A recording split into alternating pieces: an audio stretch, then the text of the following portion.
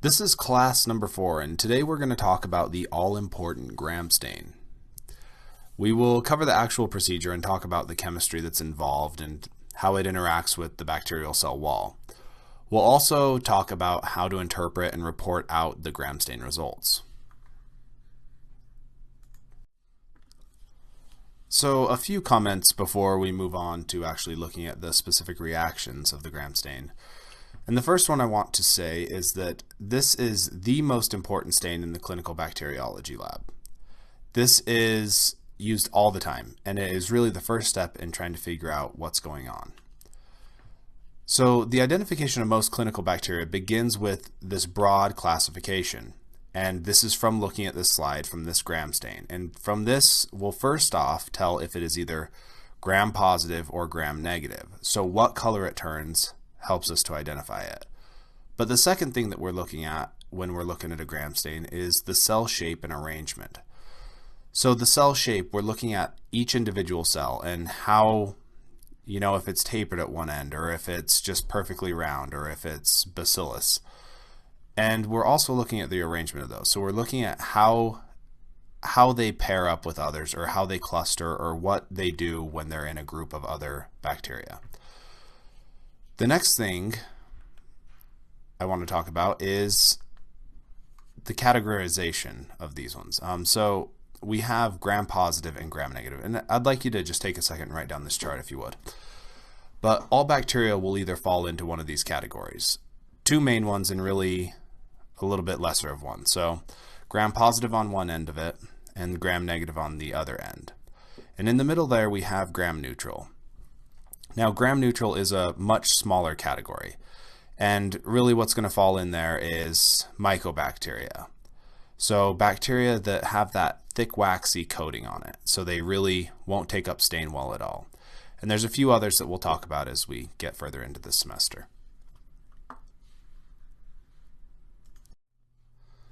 So oftentimes when you are going to be performing a Gram stain, it will be performed directly on the patient specimen. So it will be performed when a swab or a fluid or something is sent down to the laboratory, and they want you to set it up and plate it. At the same time as you plate it, you would be setting up a direct Gram stain. So fairly simple to remember. It's being performed directly from the sample. So these ones are typically coming from they can come from all over. Outpatient clinics, OR, ER. They can be in a number of different places. And when they come down, depending on the site they're coming from, it may be something that has to be reported within hours. They could have a really short turnaround time attached to it, but it may not have a short turnaround time at all. They just want a result that day at least. But shorter time frame than if we were working with a colony Gram stain. Now, a colony Gram stain is typically going to be reported within 24 to 48 hours. Now this is when you take it directly from a colony on the culture media that you've grown. So this is after that direct Gram stain. It's been plated up as well. You put it in the incubator, come in 24 or 48 hours. If you can't immediately identify what it is, if it's not very clear, you would want to do a colony Gram stain to be able to look for the gram reaction morphology and be able to interpret what it is from there. The direct Gram stain is really important because it can show whether there is bacteria there or not. And this becomes very important if we're looking at things like sterile body sites and fluids. It wouldn't matter so much if we were just looking at a stool culture where we would expect there to be a lot of bacteria. We don't necessarily need to know what all of them are in there either. But if we have a sterile body site or fluid, we shouldn't see anything in there. So if that direct Gram stain shows that there are bacteria in there, it's a really important thing to report quickly to the physician. Now, I want you to take a moment and just pause this slide and write down all of the sterile body sites that you can think of, or sterile body fluids that you can think of.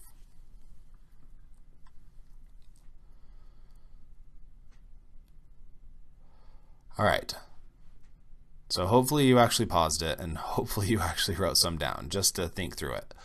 But the one that comes right off the top of my head is CSF, cerebrospinal fluid. And this is a really important one, and we look for this. Growth in there can be really bad because it puts pressure on the meninges, puts pressure on the brain, can cause a lot of problems. But there's a lot of other sites. There's blood, there's urine. At least urine should be sterile. Often gets contaminated, and that's why we'll talk more about the importance of a clean catch urine, because it can become contaminated easily by the normal flora that live in the tip of the urethra. Pleural fluid, joint fluid, and there's probably a lot more, but you get the idea. Is there's plenty of sites in the body, and there's plenty of samples that we would get in the laboratory that should be sterile, and that we will want to look for the presence or absence of bacteria in those samples. The direct gram stain can also be used as a gauge of specimen quality. So one example of this would be a sputum sample.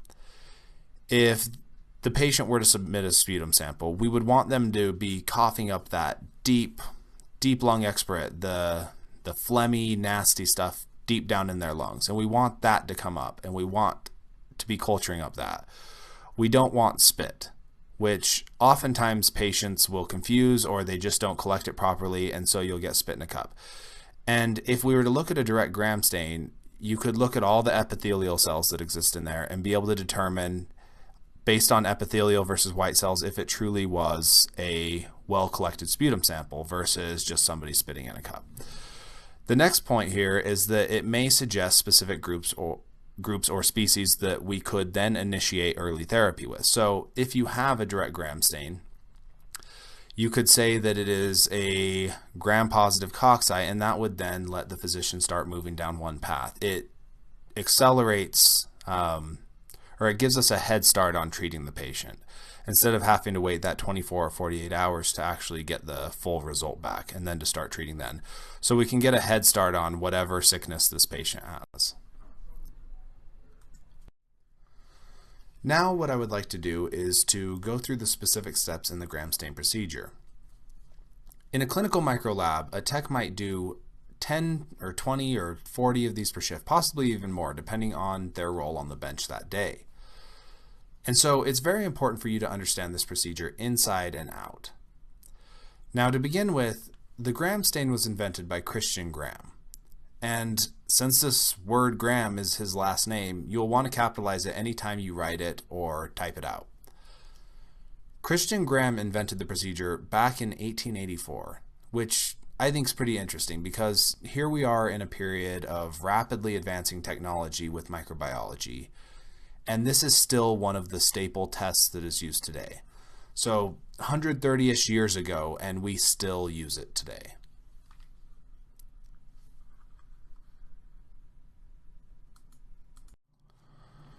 Step number 1 is crystal violet. So this is the first chemical that is used in the procedure, and this is also referred to as the primary stain. Now, as we go through each one of these steps, they will each have a common name which refers to the chemical action that it has. Now, if we were to do a gram stain in my lab on the Weber State University campus, we would flood the slide with crystal violet for about 30 seconds. And with the time frames we're going to map out in this class, I would like you to keep in mind that not all the labs have the same method for this, and times can vary based upon the concentrations and the brands that are used. But for ours, the first step will be to flood the slide with crystal violet for 30 seconds. After that, after about that 30 seconds is up, we will rinse off the slide. And now I have some highly technical animations for this. So after you add the primary stain and rinse it, the gram-positive and gram-negative bacteria will all look purple. So what is actually happening here is that the crystal violet, which can... The second step is the addition of iodine. And the common name of iodine is mordant. Mordant is the chemical action of the iodine, and in this case, the mordant means to intensify the stain. So let me explain why. The crystal violet that is already in or on the cell is going to combine with the mordant to form this crystal violet iodine complex. So they bind and form this complex, the CVI, crystal violet iodine complex, and this becomes trapped in the peptidoglycan layer. Now, I want you to stop and think about it for a second. The peptidoglycan layer in there is a tight lattice. And so I like to think of this as like a vending machine, the tight lattice that exists in a vending machine. And when you're hungry and out of money and you want to borrow a candy bar from a vending machine, now you can reach your hand in there and grab the candy bar, but you won't be able to remove it. Your hand gets too big to get out of that vending machine. So you'd have to let go of the candy bar. But the iodine here in the peptidoglycan layer, it wants it too bad. So it can't let go. So the color will stay. It's like ripping your arm off and just leaving your arm and the candy bar inside the vending machine. So we'll flood the slide with iodine or mordant, and we leave this on for about a minute. When you rinse it away with water, this time it's going to still look purple or violet on both of these cells.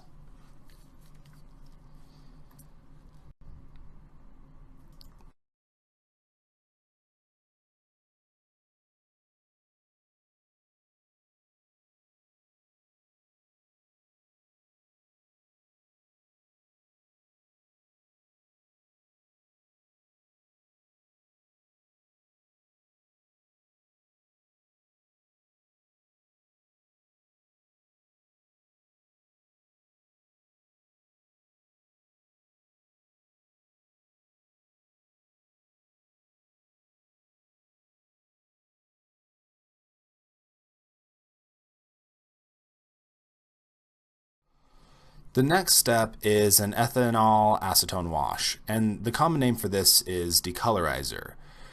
And again, this is the mode of action. So in our laboratory here on campus, we use a 50-50 mix of ethanol and acetone.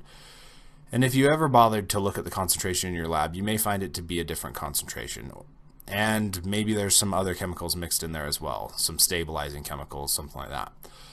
What the decolorizer is going to do is it will wash the crystal violet iodine complex from the gram-negative cells.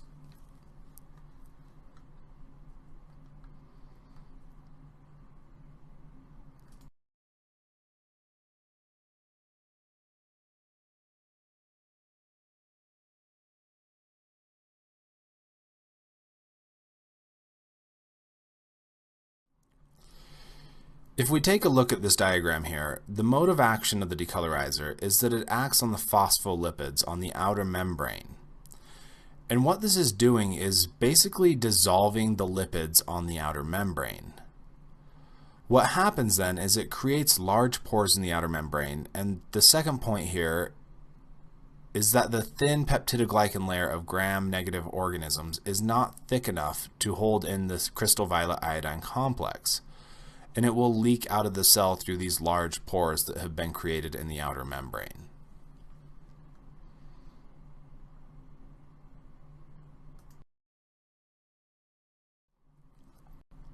As far as gram-positive goes, there is basically no effect on the cell, so it will not affect the peptidoglycan layer if it's done correctly. But where you can run into problems is if you over-decolorize, or if you leave the alcohol and acetone on the cells for too long. It's eventually going to break down the peptidoglycan layer, and it will allow the crystal violet and iodine to leak out of the cell. Now, in my lab, I have the students leave the decolorizer on for about 2 to 3 seconds.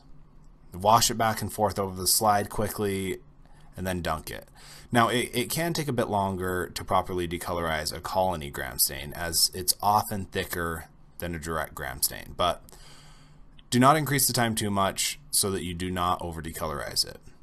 When you've completely rinsed all the decolorizer off, the gram-positive will be purple and the gram-negative will be colorless, because the phospholipid bilayer has been dissolved enough to allow that crystal violet iodine complex to leak out of there.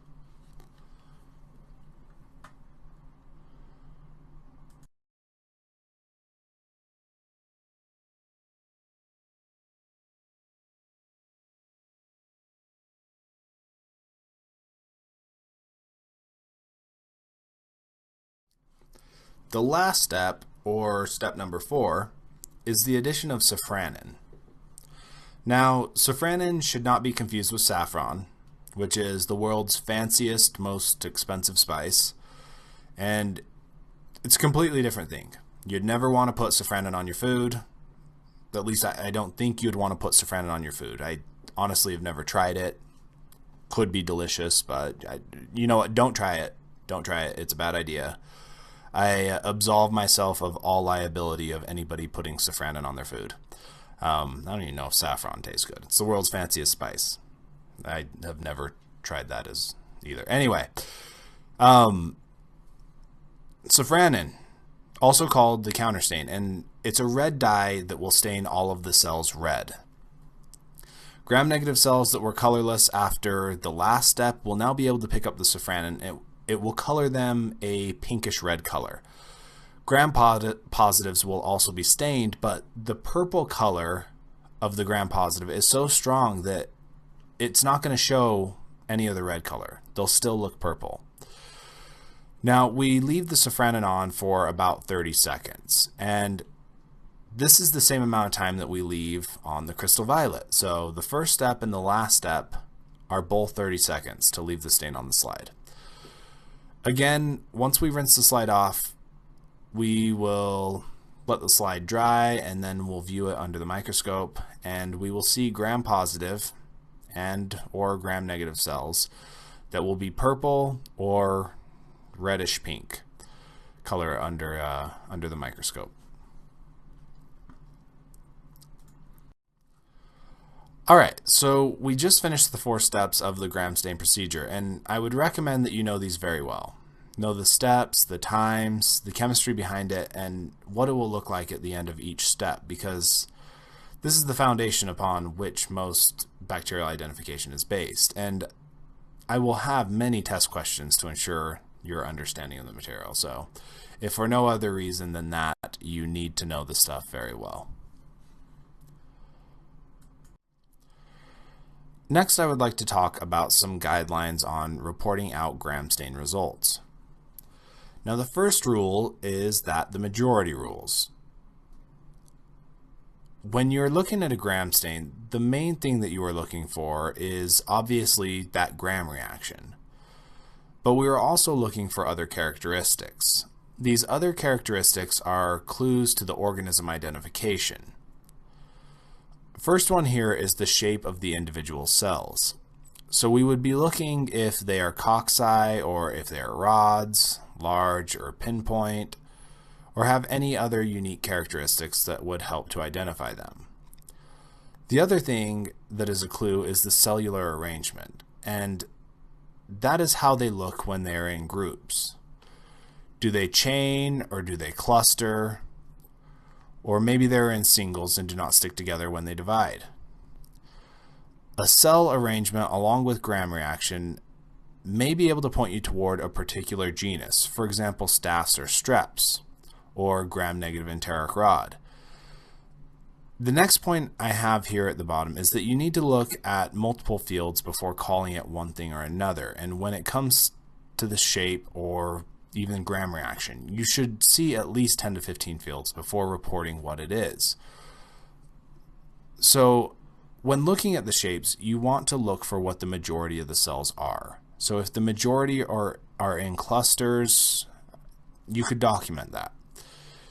If it's a little bit of everything, then it's best to not call any specific cell arrangement.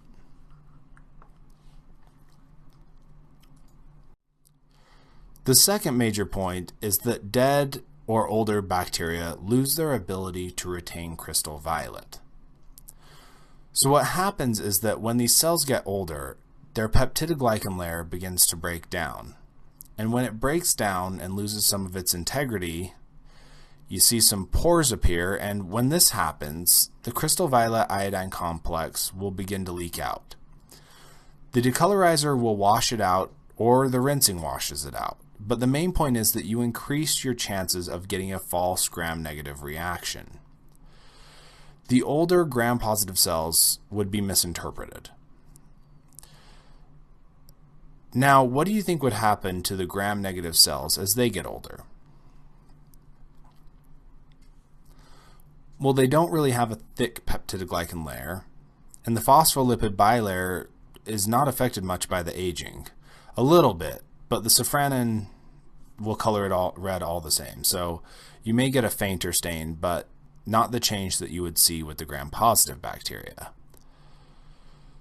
With that in mind, it is preferable to stain off a 24-hour plate and really should not go much beyond 48 hours. And because you'll not have the cells actively growing as they are early on, and you'll start to see a lot of the dead and dying cells on those older plates. So I want to make a point here about the older cells and dying cells. I said a little while back that based on how cells replicate, they create two daughter cells, and we really do not have any of the dead and dying cells around.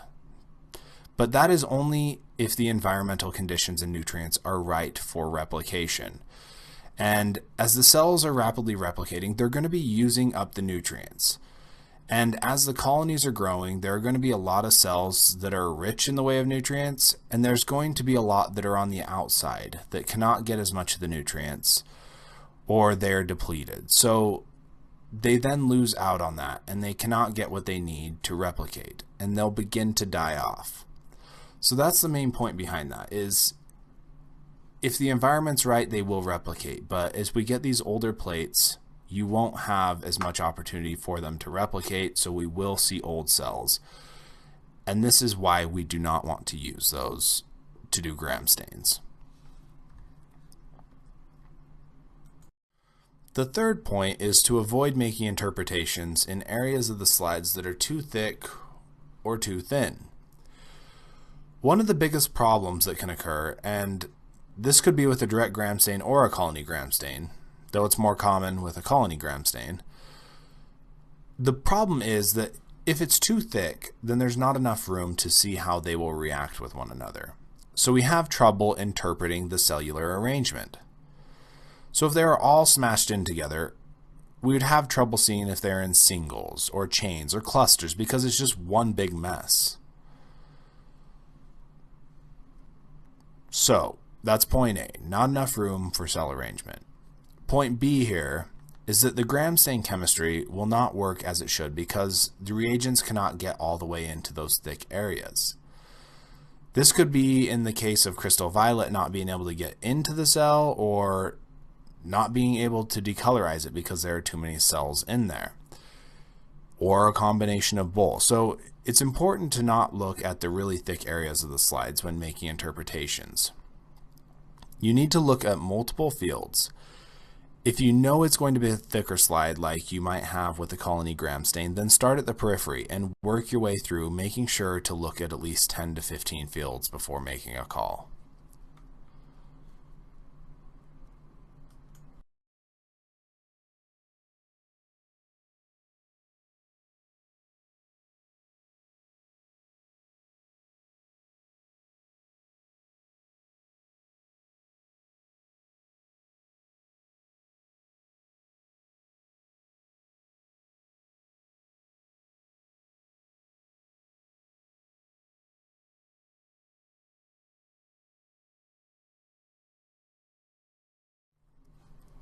Here's an example of a gram stain that has some thick spots that I've circled.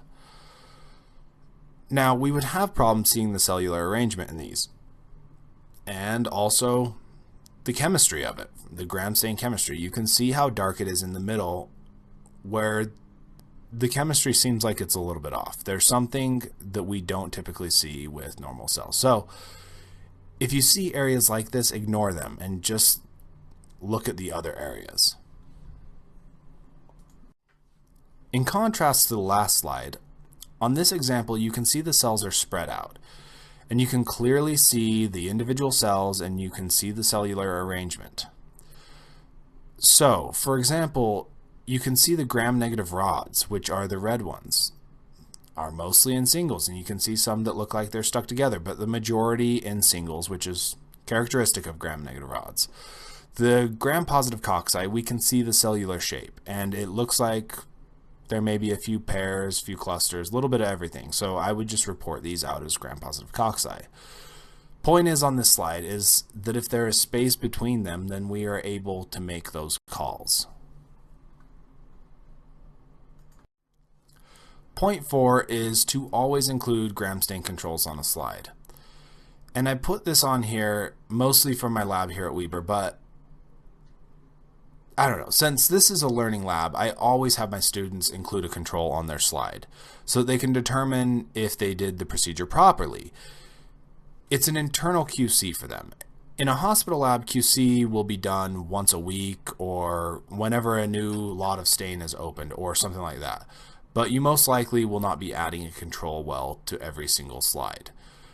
For the students in my lab, and even if you're out there working in a clinical lab and this is a new procedure to you, it's a good idea to do it. And this is how I have them set it up in my lab on campus. So on the left-hand side, there will be labels for a session number, date, and the initials. The control spot is a mixture of gram-positive and gram-negative bacteria to be sure that you have not over or under decolorized the slide. The next concept that I want to talk about is the cellular morphology. I've mentioned it a little bit in the last few slides, and in your course packet is this diagram. This shows the various shapes and groups. There are three major groups that are here, and that's cocci, bacilli, and the spirochetes. To begin with, the cocci is plural for the singular word, which is coccus. And the cellular arrangement of the cocci can be in clusters, chains, pairs, and tetrads. In the case of the pairs, the clinical term that we use is diplococcus, not the term pairs. Tetrads on the last group, tetra meaning four, would be groups of four cocci that are stuck together.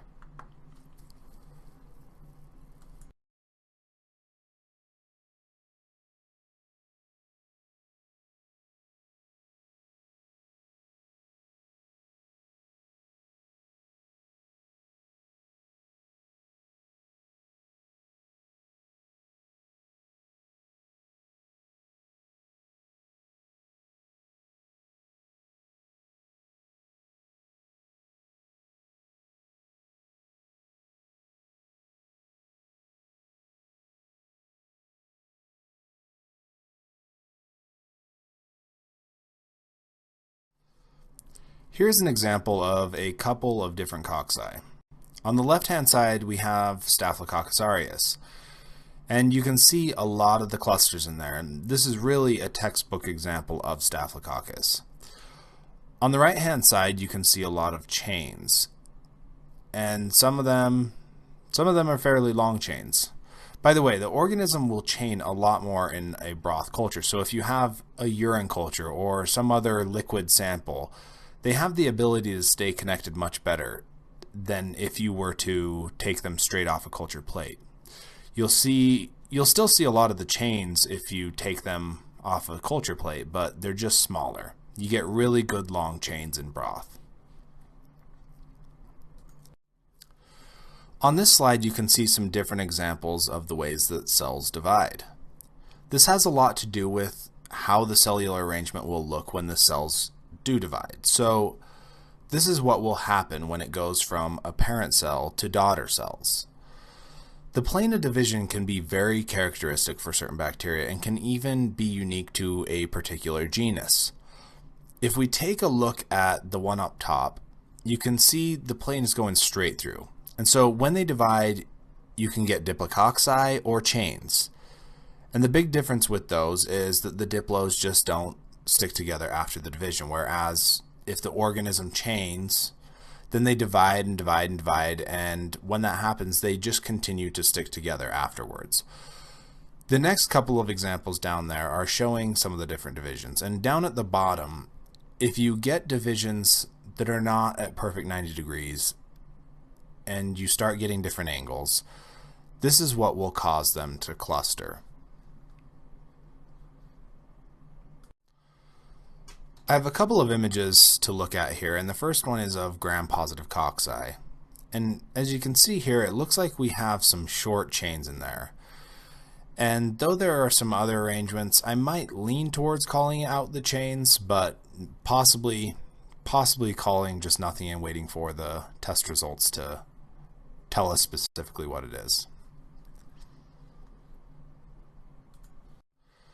The next example is a blood smear from a patient that has strep pneumoniae. And you can see in the background you have red blood cells, and there's a lot of gram-positive diplococci. And the diplos of strep pneuma will have this lancet shape to them.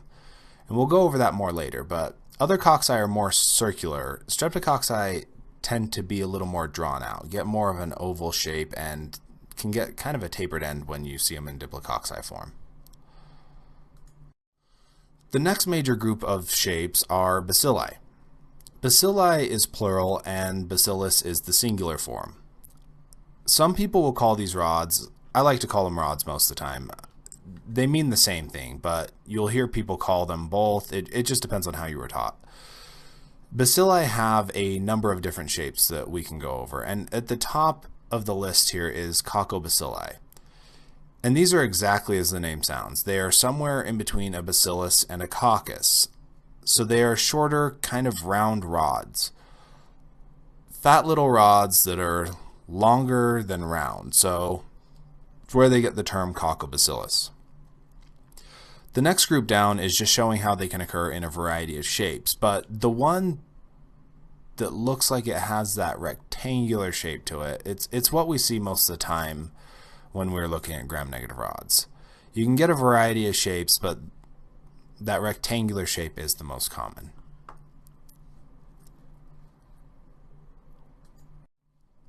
Here's a slide that we looked at a few minutes ago, but I just wanted to highlight the gram-negative rods in this one, and that the shape of them is this long, rectangular-ish shape. So these would just be your run-of-the-mill GNR. The next one down is fusiform bacilli, and these ones are rods that get tapered ends and are pointy. The general term is called fusiform. This is an example of a gram-negative rod that is fusiform. And this is a pretty cool one, just because I like how the rods are so different than the ones that I have shown up in the top right there. They're long and skinny and get those pointed edges. So this image is of Fusobacterium nucleatum.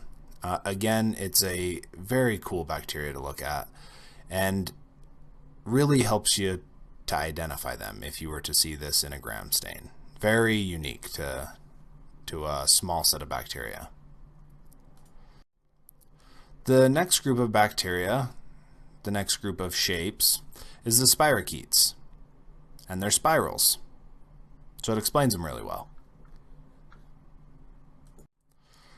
This is a picture of a spirochete, pretty well known spirochete. Treponema pallidum. Have you heard of it? Possibly? Hopefully, not intimately. This is the causative agent of syphilis, and this is one of the major STDs. One of the big ones that we commonly see in the United States.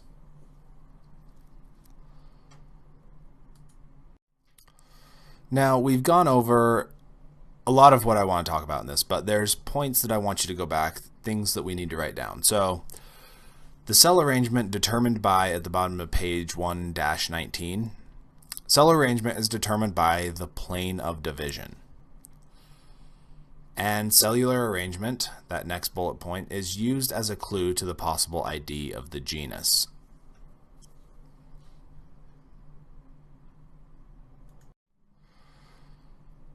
Now, under the cellular arrangement comments, Diplococci is really reserved for 3 major pathogens, and if you are to call this out as Diplococci, you are calling it out basically as one of these. First one being Streptococcus pneumoniae, and that is a gram-positive organism. Number 2 and 3 are Neisseria and Moraxella, and these are both gram-negative. So this is why you have to be very careful when calling out to a physician that it's Diplococci, because they will immediately think one of these 3 organisms, which can be very dangerous, and you may be giving them more than you should have if you are not confident in that call. So we have said that if they are in pairs, the term we will use is Diplococcus. You really need to be seeing a lot of them to be able to call that. So the term diplococci is reserved for those three major pathogens. If you see some pairing happening, but you don't feel confident enough to call them out as diplococci, make note that you see them in pairs, but don't report it out as diplococci. You need to be very confident of that call before you make it.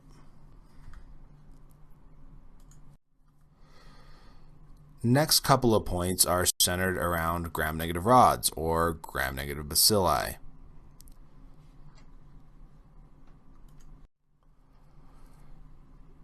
Point number one under the gram-negative rods is that they generally occur in singles with no predominant cellular arrangement. We really don't see a lot of clusters or chains or anything like that, anything predominant that we typically call.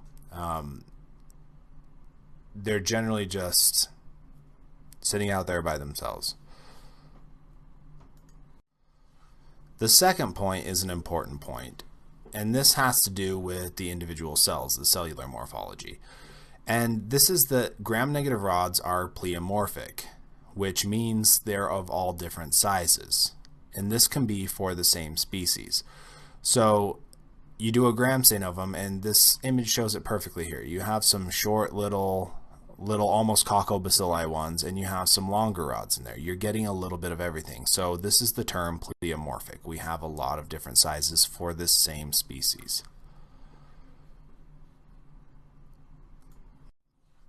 I have a couple other points that I would like you to write down, and this has to do with chaining mostly. The ability to chain is unique, and so if you see this, it is something that's a little bit different. It's something that needs to be commented on rather than just saying it's a little bit of everything. So chains are the exception to the majority rules. If chains are present, we want to call them. We want to make note of chaining existing because this is specific to the genus Streptococcus.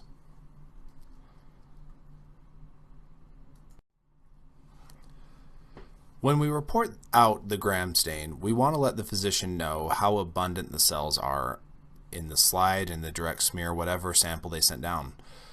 And so we will give this rating, and you get differences in how it's reported out. Some use the plus system, some will use the many, moderate, few, rare. Mean the same thing. A lot of people just learn to interpret it as one means the other, but typically we're looking at 1 plus. You see less than 10 cells on the entire slide. So looking around, looking at 15, 20 different fields, and you see less than 10 cells. Few, you're getting 2 plus, fewer 2 plus, you're getting 3 to 5 cells per oil immersion field. Moderate or 3 plus is 6 to 10 per oil immersion field, and many is, or 4 plus is 10 to hundreds even. So 10 to 20 plus per oil immersion field. And this is important because it can let the physician know how prominent the infection is, how well it's taken hold. If it's a very small amount, they may choose to treat differently than if it's just blown up and you have a 4 plus infection. So this might look like how it is reported out. You might report it out as 3 plus gram-positive cocci clusters or chains. Once again, if you had Diplococcus in there, this is definitely something you should let the physician know. So this would be 1 plus gram-positive Diplococcus, or another example, 2 plus gram-negative rods.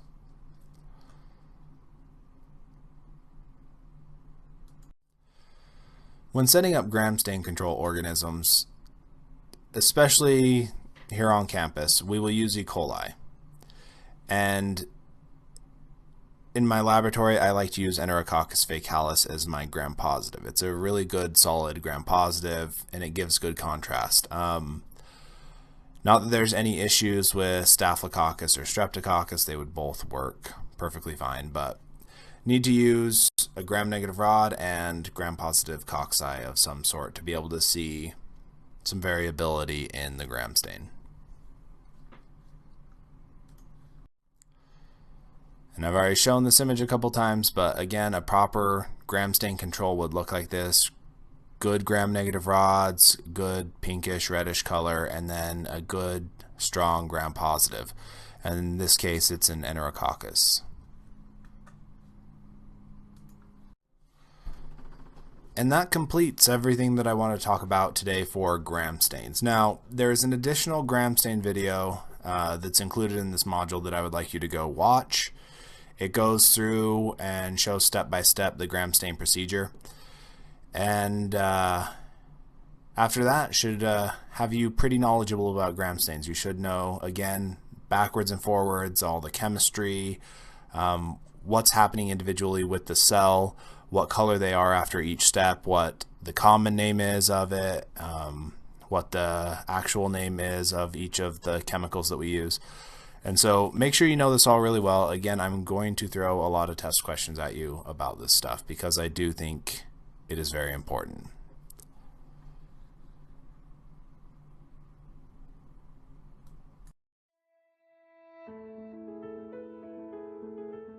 When making a gram stain slide, the first step is to gather all the required items needed.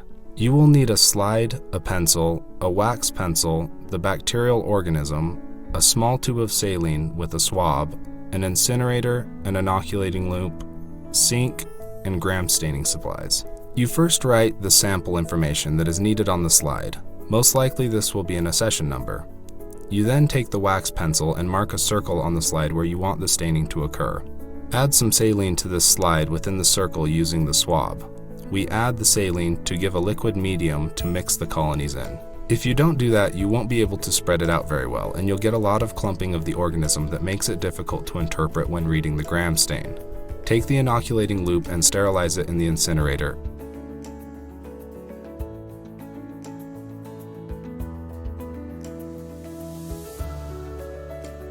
Cool the loop by stabbing a clean spot of the agar. You then grab some of the colony of the organism and add to the slide. Now the student has grabbed a lot of sample in this video, and you really don't need to do that much. You just need to touch the colony. Don't scrape or scoop the organisms or you'll have entirely too much.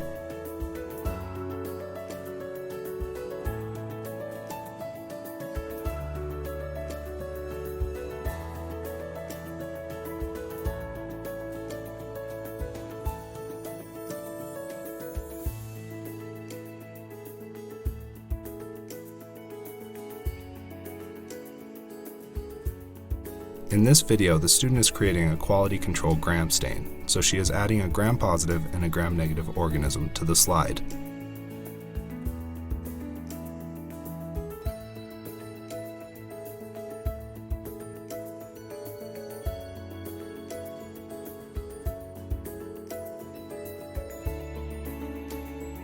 After sterilizing the inoculating loop, you will then take the slide and heat fix the organisms. You may do so on a heat block or using the incinerator that you used for the loop. If you are using the incinerator, use your hemostats to hold it over the cone for a few seconds, on 2 to 3 points on the slide.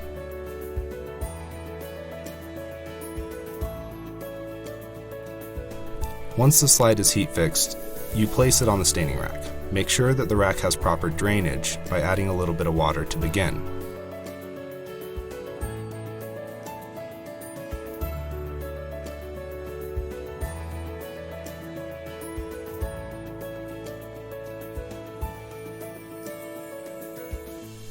You then completely cover the slide with the crystal violet, which is the primary staining solution, and let it stand for about 30 seconds. The crystal violet will stain all of the organisms a bluish purple.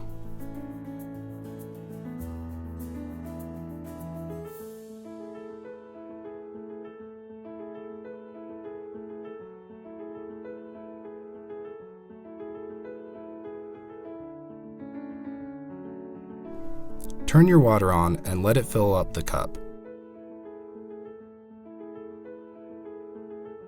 You then dip the slide into the cup to rinse it multiple times.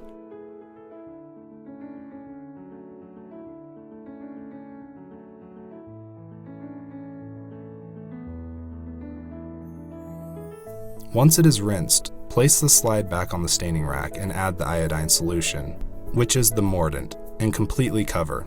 Let this stand for about a minute. The iodine combines with the crystal violet to create the crystal violet iodine complex. The CVI complex becomes trapped in the thick gram-positive peptidoglycan layer. The organisms will still be bluish-purple at this step in the process.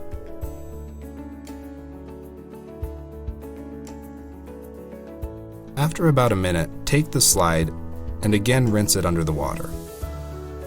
You then take the ethanol acetone, or decolorizer, and quickly cover the slide with the solution. Wash it back and forth for about 2 to 3 seconds, making sure that every spot on the slide has been covered. Then quickly rinse. This step will vary from lab to lab depending on the concentration of the alcohol and acetone. Our decolorizer in our laboratory on campus is weaker, and so it can take about 4 to 5 seconds of washing it back and forth. The gram-negative organisms will now be colorless, while the gram-positive remains purple, unless this was over-decolorized. Place the slide back on the staining rack and cover the slide with the safranin, which is the counterstain. Let this stand for about 30 seconds. The gram-positive organisms will remain the bluish-purple color, while the gram-negative organisms will now be stained red. Turn the water back on and do a final rinse of the slide.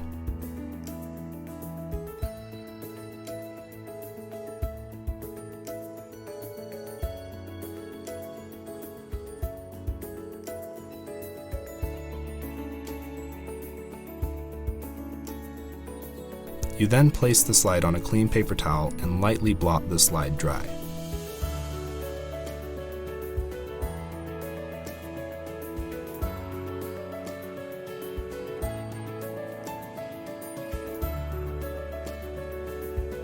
Observe your slide under the microscope for the gram-positive and gram-negative organisms.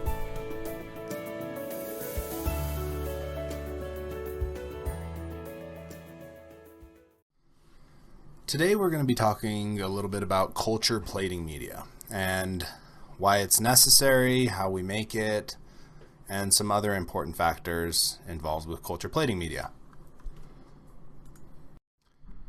So I have some notes in your course packet about clinical pathogen identification and the steps involved with that. So there's a bit to read here, but if we just follow through the general procedures, first off, we have the specimen is collected. So this could be at the doctor's office, floors of the hospital, clinic, ER, OR, whatever. And there's a bunch of different forms that this can come in, which is also a reason that in the microbiology lab, we are pretty adamant about labeling. And so we want to know where it's from. We want to know if these are, blood, urine, sputum, because sometimes, honestly, urines can look like a blood sample that's been collected weird. There is a variety of different samples, though, that we're looking at. So we need to know how it's collected, where it comes from, and then all the other proper labeling requirements need to be there too. But then they get transported to the lab. And so this sometimes requires specialized transport media. So we have to be a little bit careful with some of these different methods.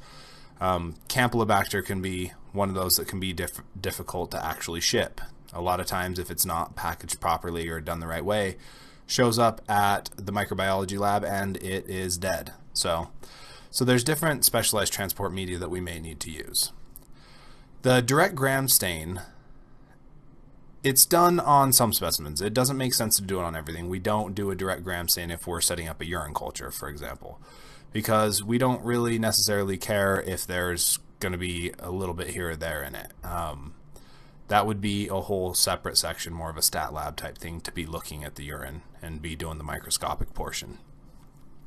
But direct gram stains, we'll do them on some of them, and because sometimes it's very important to know what's in there.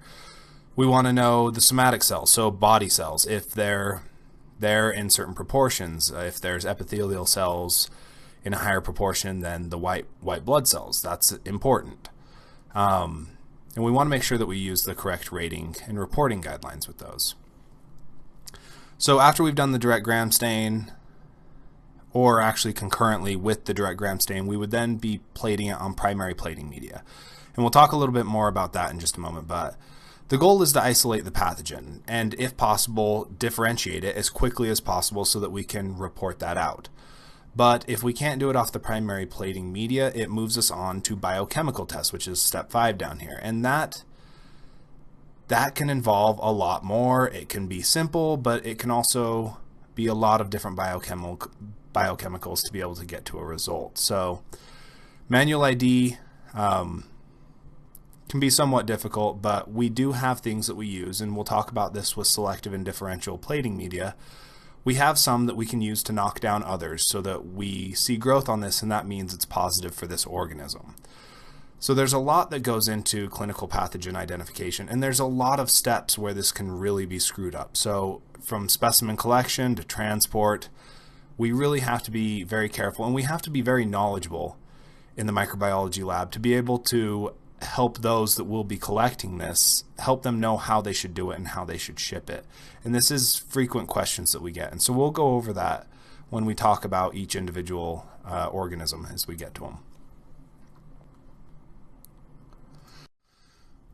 Now on to step 4 down there, from that clinical pathogen identification. We're pulling that out and we're going to talk about primary plating. Now, culture plating media, the function of this is to mimic the nutrients and conditions that are found at the body site where the organism is growing, or organisms are growing. And I just want you to think through that. And I want you to think about that every time that we talk about a different plate or a selective or differential plate.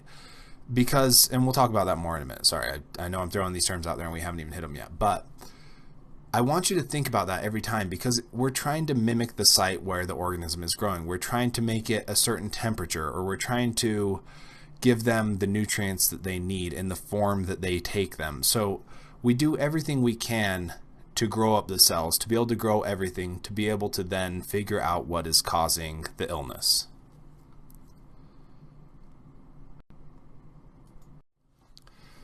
Now, when we're talking about plating media, there's a couple different types. There is primary plating media, and this is when it initially comes into the lab. This is what we're going to set it up on. So we have generally lists of those that we're going to use in the laboratory. So we know if it's coming, if it's a throat sample, for example, we may set it up on an SBA and a chocolate.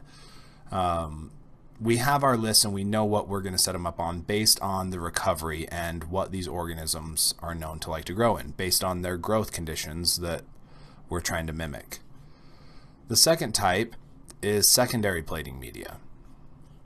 Secondary plating media is things that we're usually looking to isolate or differentiate. So we have growth on our primary plating media, and so we take it out at 24 to 48 hours of the primary plating media, and then we sub it out to something else. Incubate it for another 24 to 48 hours. And again, this is usually something that's been subcultured for further ID. So this is secondary stuff, and these are the more looking to differentiate. So we're putting on a different plate that we know will cause a certain reaction, and we're looking for that reaction to be able to call it out one way or another.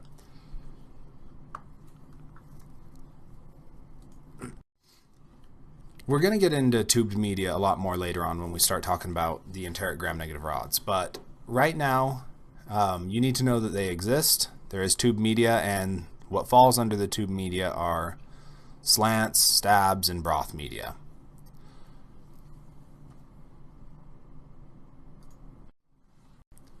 Here is a few examples of some slants and a stab.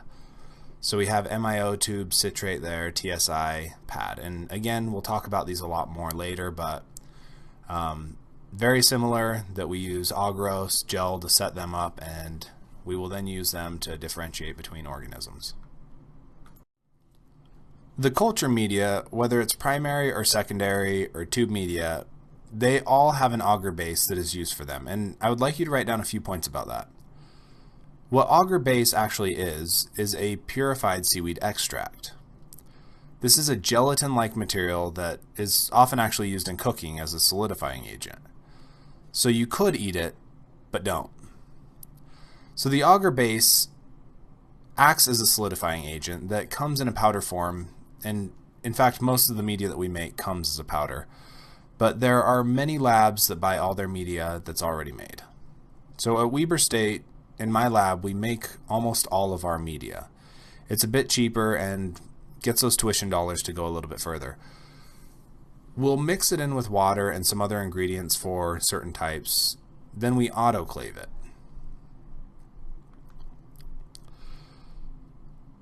So what this autoclave will do, we heat it up to 100 degrees Celsius, and that just gets everything homogeneous in the mixture. So at this temperature, the agar will dissolve into a solution. Then we pour it out into the plates or tubes after it has cooled down a bit. We then leave it out on the benchtop for a few hours till it solidifies at about 45 to 50 degrees Celsius. So it melts at 100 degrees Celsius, and then it will solidify at 45 to 50 degrees Celsius.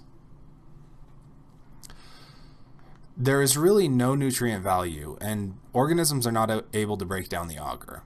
So, of course, there is one exception to the rule, and we'll talk about this later when we get to that bacteria. But for the most part, bacteria cannot use this. It's just basically there as a solidifying agent, and that's important that there is no nutrient value to it, because when we're trying to select and differentiate between organisms, we don't want something that all of the bacteria are able to use. We need something neutral, so we need to be able to take away or add nutrients to see what organisms can survive. So the fact that this does not help them grow or survive in any way is important to why we use it.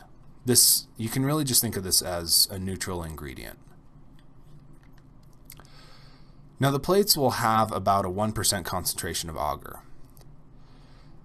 So this 1% concentration solidifies it a little bit more. It makes it strong enough so that when we are streaking out an agar plate that we don't just dig it into the agar, or at least most people won't dig it into the agar.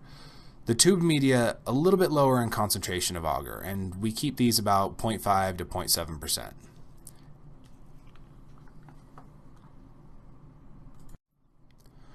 I wanted to show you this list of primary plating media, but I would like you to first write at the bottom that this list is FYI. You won't need to memorize this and have this, I don't know, be able to spit this all out on a test. You don't need to be able to do that. I just want you to be able to see what we use as primary plating oftentimes.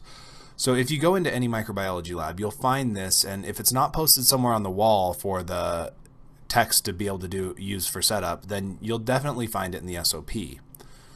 This list is based on what is needed to isolate the primary known pathogens of each area, and this can vary from lab to lab, as it's really just based on what the lab manager and the micro lead decide on what they need to definitively ID the pathogens in that area.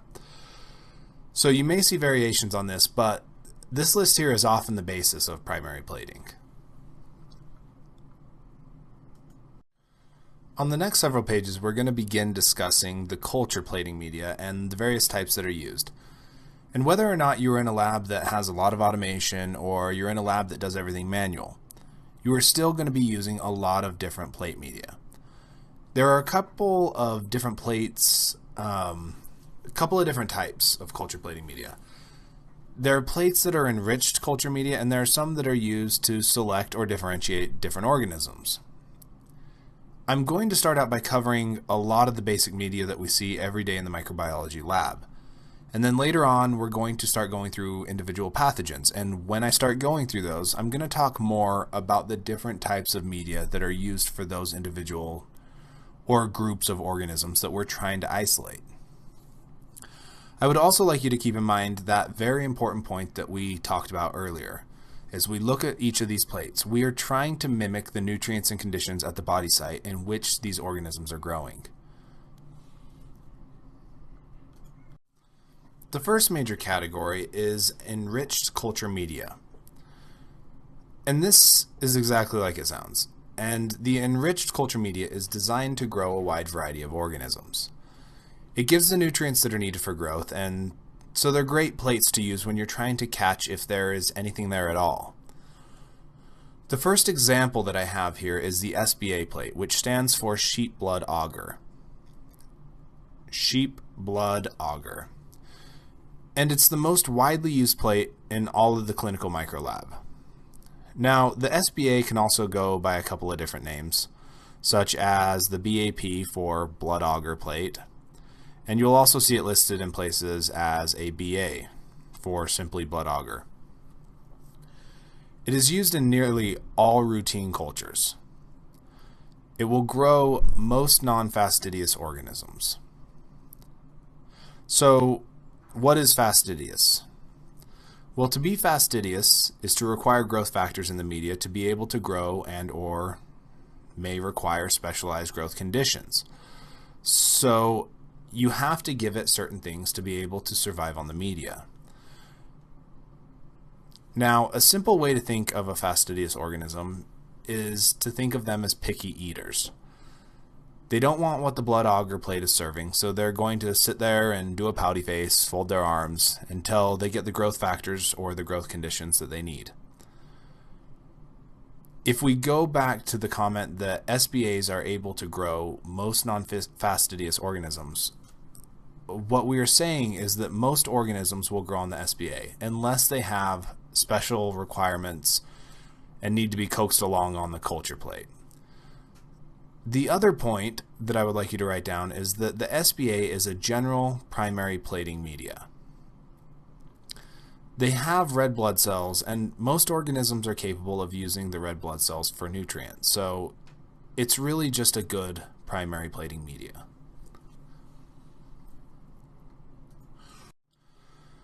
We're going to take just a real quick peek at some of the fastidious GNR that we're going to be looking at later in this course. So when we know that we are going to be looking in a body site that these thrive, or if we're going to be specifically looking for these organisms, we will use special plating media or methods to be able to grow these picky eaters. In essence, we are caving into their tantrum and cooking them the mac and cheese. Except when it's microbes, we don't really just curse the whole time that we're cooking the mac and cheese. If you can't tell, I have a picky eater, So yeah, it's a frustration, but not necessarily with microbes. We know, we plan ahead, and we just do different things for different organisms. Sure, it'd be great if they'd all just eat whatever you make, but I'm getting off the rails there. Anyway, so fastidious GNR, this is a list that we'll hit later. They do have special growth requirements. Again, they're the picky eaters. We have to give them what they want to be able to grow. Coax them along. An SBA plate has an enriched base media, and the base is designed to provide nutrients for most of the non-fastidious organisms. In our lab, we use tryptic soy agar base. There are a number of other enriched bases, but this is a common one that is used, and this is the one we use all the time. Now, we add 5% defibrinated sheep red blood cells. Now, defibrinated means that the fibrinogen and clotting factors has been removed, which I think you could appreciate why they do this. It wouldn't work very well if there were blood clumps and clots all over the plates. So we use the defibrinated sheep red blood cells, but you can use some other animals like rabbit red blood cells, and I've even been to regions of the world where they have drawn their own blood to make their plates. Though this is not ideal, and they even backed up a little bit after they told me this and said that the WHO and CDC were telling them they had to switch, but they swore they would get similar results as with a sheep blood auger. But doing that consistency becomes a really big issue, so this is the reason that they needed to change. So the blood has to be added in after we autoclave the auger base. If you were to put it in before, you would just lyse all the red blood cells. So we put it in after. We cool the auger base down to that point right before it solidifies. And remember that it solidifies at 45 to 50 degrees Celsius. Another benefit of having the blood in there is it can break down. So certain organisms are able to break down the red blood cells, and this can be a characteristic feature. You can see certain reactions that are typical of certain organisms. And so hemo meaning blood, lytic meaning lysis or breakdown, hemolytic reactions, so the breakdown of red blood cells that we can see on the sheep blood auger.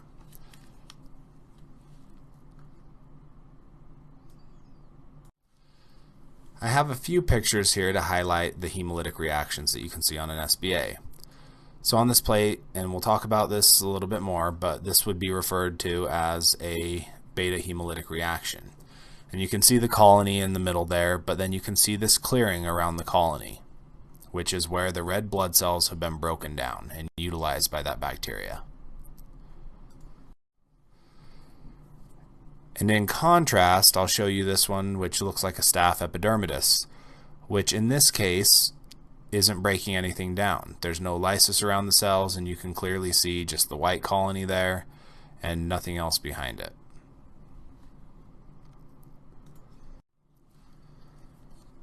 This is an example of the hemolytic reactions that we use for identification. So we can use this for the identification of strep species.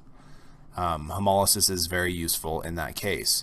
So this is a pie plate that I use in our lab to be cost effective, to be able to split it up and throw a lot of people on one plate. But you can see examples of ones that are non-hemolytic on here, but then you can see some very good beta hemolytic streps on there.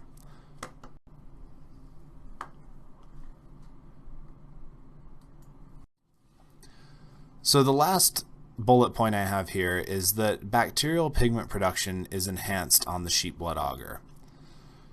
So if we were to take this pigment production that we can see, and I'll show you an example here in just a moment, but the difference in pigment, we can then use that and look at it in conjunction with the hemolytic reaction, and from that we can be able to use it to identify what the organism is. These are acceptable methods for identification in the clinical laboratory. For example, this is Staphylococcus epidermidis and Saprophyticus, and you can see there's a little bit of a difference in the color between them. Now, we wouldn't use this to definitively ID it, but it can be clues as to what it is and help you move along to the next tests that you need to be doing. But this is just to show that pigment can be enhanced and we can differentiate a little bit based on the pigment that's produced on that SBA. And when comparing two staphs, it doesn't become super evident, but when you look at the difference between gram-negative rods on an SBA and a Staphylococcus species on an SBA, it becomes pretty apparent which is which. So in this example, you have that really bright white colony there, and that would be a Staphylococcus, and you have kind of this grayish colored colony there that would be your gram-negative rod. Another enriched culture media that we use in the microbiology lab is a chocolate plate, often abbreviated as a CHOC. But the chocolate plate has chocolatized blood in it, and sure, again, sorry food references, but I'm sure it sounds delicious, like there's just a puddle of chocolate sitting in this agar plate, but you may be surprised by this, but there's not. Chocolatized blood is just the way the plate looks, so we call it that because it has the same components really as an SBA. The difference is that we add those sheep red blood cells in at 80 degrees Celsius, and when we add them in at the hot temperature, remember why I told you we don't do it before. And that's because we don't want all the red blood cells to lyse. But with the chocolate agar, we do want that to happen. So we add these sheep red blood cells in at 80 degrees Celsius, and they lyse. Pops them, they all explode. When they do this, it releases the hemoglobin and the NAD. NAD stands for nicotinamide adenine dinucleotide. And it's important to be able to release these because there are organisms that struggle to be able to get them out of the red blood cells themselves. They have a more difficult time. So if they're released and they're more readily available, it helps certain organisms be able to grow. NAD and NADH are involved in the flow of electrons through these pathways to produce ATP. And so making them more readily available helps for the cells to be able to grow and make the ATP that they need to survive and generate energy to do anything really. Now we lyse these red blood cells, and so they're readily available to certain organisms. These organisms that we're talking about are the fastidious organisms. Now, Haemophilus and Neisseria are an example of that, and I don't want you to think of these as weak organisms because they can't get in there and smash up the red blood cells and smash and grab and take all the food they want. Because these are very virulent bugs when they actually get into a person, when they get in there and start wreaking havoc. They can cause a lot of problems. But they may lack the certain enzymes to be able to break down those red blood cells. And so if we use a chocolate plate where we've lysed the red blood cell and made the NAD and the hemin available to them, then they can actually grow. So one other point here. So it says here, growth of fastidious organisms and non-fastidious organisms. These won't just grow the fastidious ones. We can grow the same things that we can grow on an SBA. So if an organism can grow on an SBA, it also can grow on a chocolate. Just because we lyse the red blood cells doesn't mean all of a sudden certain organisms won't be able to grow. No, they'll be more happy about it because they don't have to do as much work to get their food either. They can be a little bit lazier. But there are certain species that cannot grow on an SBA that can only grow on a chocolate plate. This is a picture of a plate that's growing Neisseria gonorrhea. This is a fastidious organism, so it won't grow on an SBA. We could only get it to grow on a chocolate.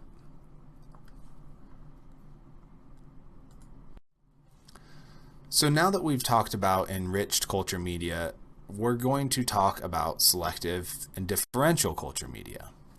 Now, these are exactly as they sound, and selective media will contain additives that inhibit certain organisms while allowing the selective growth of certain bacteria. So we are selecting for those things that we want to see there. Now, one of the ways that it'll do it is by inhibition of normal flora, while still allowing the pathogens to grow up that we want to be able to see in that culture, if they are there. The next one that I want to talk about is differential media. So differential provides diagnostic features of specific pathogens that allows us to differentiate them from one or the other. So this can be done in a number of different ways, but most commonly what is done is that there is certain carbohydrates that are put in there. And we know that this organism can utilize the carbohydrates while another one maybe can't. So it utilizes the carbohydrate. We have pH indicators in the plates that will then show us a shift in the pH based on the utilization of that carbohydrate. So it's differential, lets us see the differences between the organisms. Selective allows for the selective growth of one thing, and you can have both of those at the same time. The first on the list of selective and differential culture media that we're going to talk about is the MacConkey agar, or the Mac plate. So we're going to go into all the different ingredients that are in there. But we use this plate for the selection of enteric gram-negative rods. And that first ingredient there is something that gives us the differential diagnosis of it. And this is lactose. So lactose is the sole carbohydrate in there. So for an organism to be able to break down lactose, they need to have the enzyme lactase, which not all enteric gram-negative rods have. So if they can't break down the lactose to lactic acid, then we don't get the color change. But if they do have this lactase enzyme, if they are able to break down the lactose, it will convert it then to lactic acid. Lactic acid results in a drop in the pH, and with a pH indicator in there, we will get a red or pink color from this. So let me show you an example. Here is a Mac plate that's been pulled out somewhere in the range of 18 to 24 hours, because you can still see that bile precipitate that we'll talk about in just a moment. But on the left-hand side, you have that red-pink color to it. So this organism has been able to utilize the lactose. It has the lactase enzyme, it's broken it down, we make lactic acid, the pH change then results in this color change. Now on the right hand side with the lactose negative, this one does not have lactase enzyme. So it isn't utilizing that lactose that's present in the agar. Without utilizing the lactose, we don't get a shift in the pH and we don't get a color change. The second ingredient on the list are the bile salts. And this is a selective ingredient. Now, I mentioned that this plate is both selective and differential. So one of the differential features is the lactose, but a selective ingredient, or one of the selective ingredients, is the bile salts that's in there. So the bile salts will inhibit most gram-positive cocci, and they will also allow most enteric gram-negative to grow.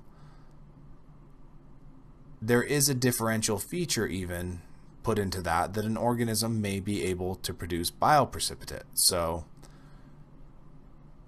the bile salts serve a couple different functions. They prevent most of the gram-positive cocci from being able to grow through, and they'll also give us this bile precipitate that may be produced when an organism utilizes the carbohydrates that are in there so quickly that it causes these bile salts to fall out of solution. We call it a precipitate, and it's exactly that. It reminds me of a chemistry class that you may have been in, where you add certain chemicals in and you just see things fall out of solution. And that's essentially what's happening. As the bile salts are falling out of solution, we're able to briefly see them before they get absorbed back in. So again, as I just mentioned, the bile salts.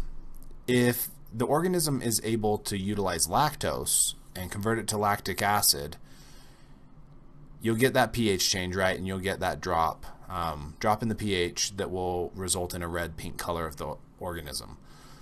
But if it's so strong, if you get it to utilize it so quickly, it creates a rush of acid in there, and this quick drop in the pH will result in the bile salts coming out of solution. So it will result in this bile precipitate. This is just an example of an organism that has utilized it so quickly. So you see that line. So you can see the organisms, you can see that they're pink in color, but you can see these spots where there isn't any organisms really, but you just see the pinkness, like the pinkness, I don't think that's a word. You can see the pink coming out though. So you can see it pushing out beyond. It's kind of almost like a hemolytic reaction, but not at all. But again, you can just see the salts are coming out of solution there. So you get this pink hue that develops around the organism. And it won't always stay there. Just like the other reactions, it'll revert back and you'll see it go back into solution. But if you look at a plate at 18 to 24 hours, you may see this. Just for good measure, I just showed you a lactose positive. This is just your run-of-the-mill lac-neg organism. And here's a plate that we can actually see both on. We can see lactose positive and lactose negative on the plate, but you don't see any bile precipitate on here. You don't see it, just blowing it off the plate, like using the lactose so fast that we get the bile precipitate everywhere. But you do see some good lactose negative and good lactose positive organisms. The third ingredient is crystal violet. Now, we've talked about crystal violet before, if you'll remember, and that is with a gram stain. Same chemical. Used in this case, though, it will inhibit most gram-positive cocci. You might think that might screw things up in a gram stain. It doesn't, because we don't really care if it grows at that point. We're just looking, in fact, we want things to be fixed pretty well to the slides. So we're really torturing those cells. But we're not doing a gram stain in this case. We're trying to inhibit the gram-positive cocci from growing on a plate. And that is what this will do. So in addition to the bile salts, which inhibit most gram-positive cocci, we have crystal violet, which will inhibit most gram-positive cocci. So it'll get into the peptidoglycan, kind of like it does when we're doing a gram stain, but when it does, it just screws up growth. So it'll stop those gram-positive cocci from growing. Now, the fourth ingredient on the list are peptones, and peptones are the alternative to the carbohydrates that are in there. That carbohydrate being lactose. Remember, the sole carbohydrate source. So there are these two food sources really, and if the organism can utilize lactose, if it has the lactase enzyme and is able to break that down into lactic acid, it's going to do that first, and it's going to utilize all of that in the media.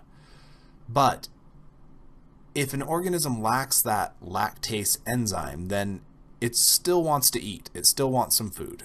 And so it's going to go for the peptones. The peptones are something that it's able to break down. It just doesn't want to as much. I like to think of this as a cake versus broccoli. The cake being the lactose. It would rather use that if it can. But if the cake is placed in a locked clear box behind the counter and you can't get to it, then the peptones or broccoli are your best alternative. The broccoli that you have in a little baggie in your side satchel or purse. But if it breaks down the proteins or the peptones, it's going to break them down into peptides. From there, it'll continue to break it down to amino acids. And amino acids have nitrogen in there. When it gets broken down, it turns into ammonia. Ammonia has a basic pH. And so this basic pH will cause a color shift opposite of that we saw with lactic acid. So we get a pH drop with lactose, we'll get an increase in pH with peptones. So again, most organisms will prefer to utilize the carbohydrate over the protein. Now to the fifth and last ingredient. We've talked about it, but now we're going to name it. So the fifth ingredient here is the neutral red dye. And this is a pH indicator that's been added to the plate. We've talked a lot about bases and acids. So that means nothing unless you have this pH indicator dye in there. So on the first example up there, if you have lactose, we do have lactose because it's in the plate. If you have lactase able to break down that lactose and turn it to lactic acid, you get an acidic pH. That acidic pH will result in a red-pink color due to that neutral red dye. Now, if you don't have that lactase enzyme and you have to go for the peptones or the broccolis of the world, then it's going to create ammonia, basic pH, and you have an increase that takes it to a clear or yellow color.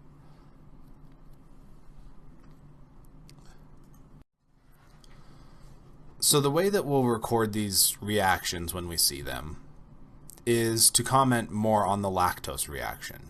So on the MAC plate, we have enteric gram-negative rods. They're either going to be lactose positive or lactose negative.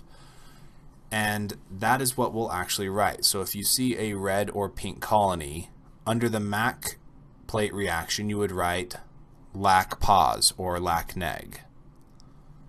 So red, pink, lac pos. Yellow or colorless on the MAC plate, this would be lac negative. When we go to incubate a MAC plate, we're not going to put it in the CO2 incubator like we have with the chocolate or the SBA. We're going to put this one into the air incubator.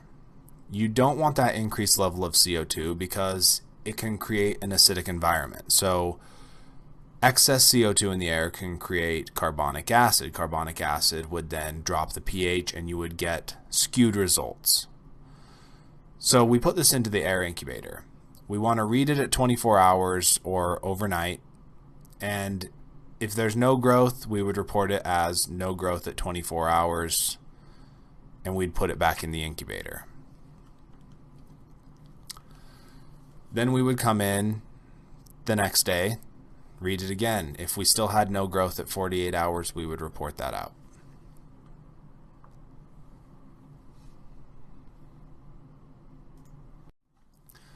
Now, we're going to look at a handful of pictures here in a minute, and I just want to remind you that you can see all of these images, or most of these images, on my faculty webpage, just to review before quizzes, tests. Make sure you go look at them, because I said it before, but I'm going to use a lot of these images in my quizzes and tests that I have here on the website. So make sure you review those before you go in to take any exam.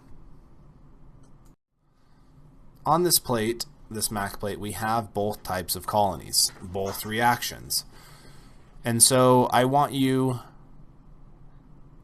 to, you can't really tell me, but I want you to say it to yourself, what you think the one on the left is. So what is the one on the left?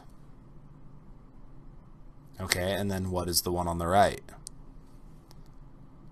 Great job. You're absolutely right if you said that lactose positive is on the left and that lactose negative is on the right. Now I have the plate ratings on here, and we're going to talk more about this when we get into streaking out plates. But this is a 2+ reaction because we have it out in the second quadrant. But we'll talk more about that a little bit later. All right, and what do you think of this one that the arrow is pointing to right there? Kind of a spreading out colony. It's almost not even very visible in this picture, but that would be a lactose negative one right there. And then we have a lactose positive. Well, there's lactose positive all over, but this arrow here, what would that be pointing to? What's that haze that we're seeing? That's right, it's the bioprecipitate. So again, on the left here, we have lactose negative, we have lactose positive on the right. These organisms up here, I just want to point out that there is no bioprecipitate around these, and you can see it around all the others, but there's not enough of the organisms there that are utilizing the lactose and driving down the pH to make it precipitate out all the bile salts. So that's the first thing I wanted to point out. But I have one question for you too on this slide, and what is the lactose negative organism feeding on? The peptones, right? It's utilizing the peptones. So it would be using the lactose if it could, but it can't, so it's using the peptones, which is then creating ammonia and increasing the pH, which then keeps it that yellow color, or turns it a yellow color.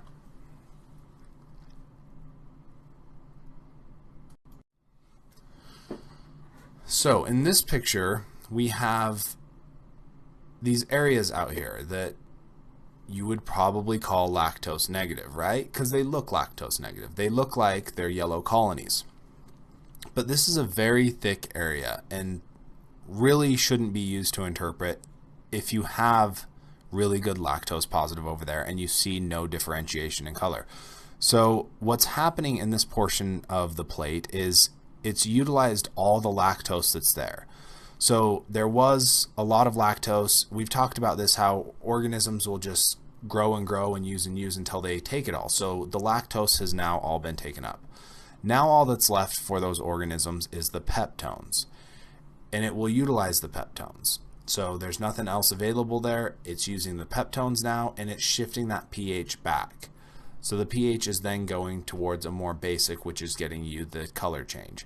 This is why it's also important to interpret these at 24 hours or as soon as you see growth on them. If there's something that's very slow to grow on there, then you would want to interpret that a little bit later, but we want to look for that. But the key in this one, and the reason that this is recorded as a 2+ lactose positive, is because out in this area where they're separated out and there's not this crazy growth that's happening of them all clustered together, we can see that there is lactose positive organisms, that they are utilizing the lactose and not the peptones in these areas where they're just not in a feeding frenzy type of scenario.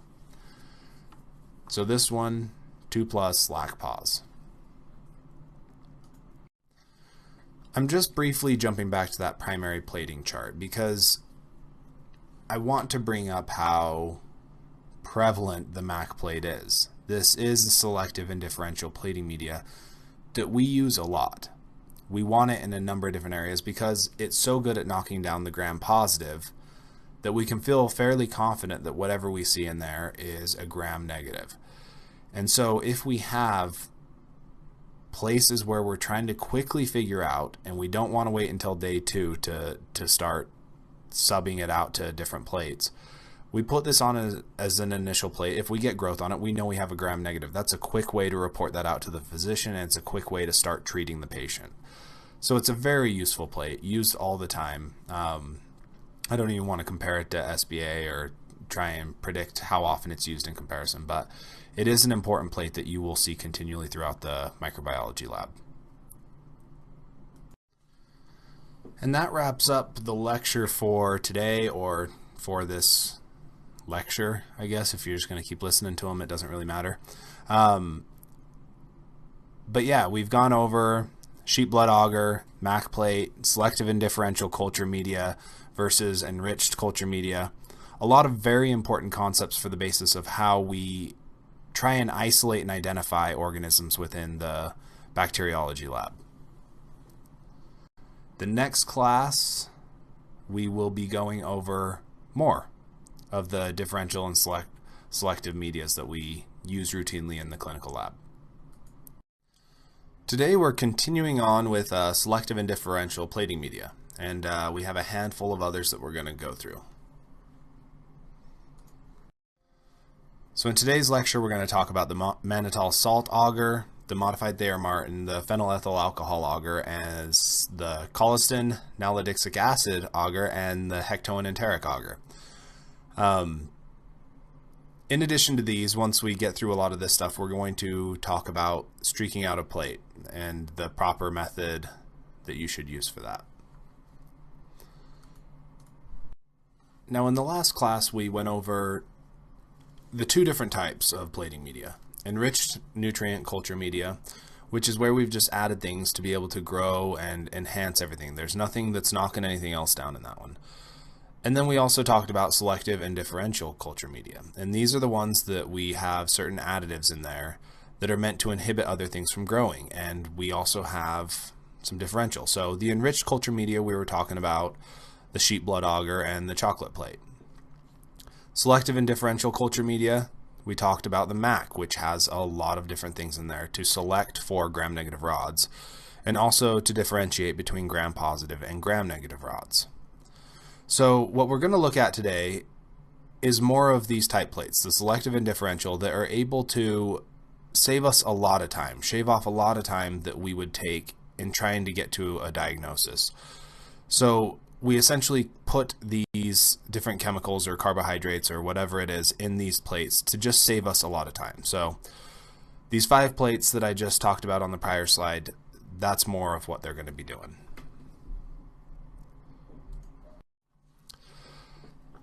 The next plate we're going to talk about that is selective and differential culture media is the MSA plate, or the mannitol salt agar.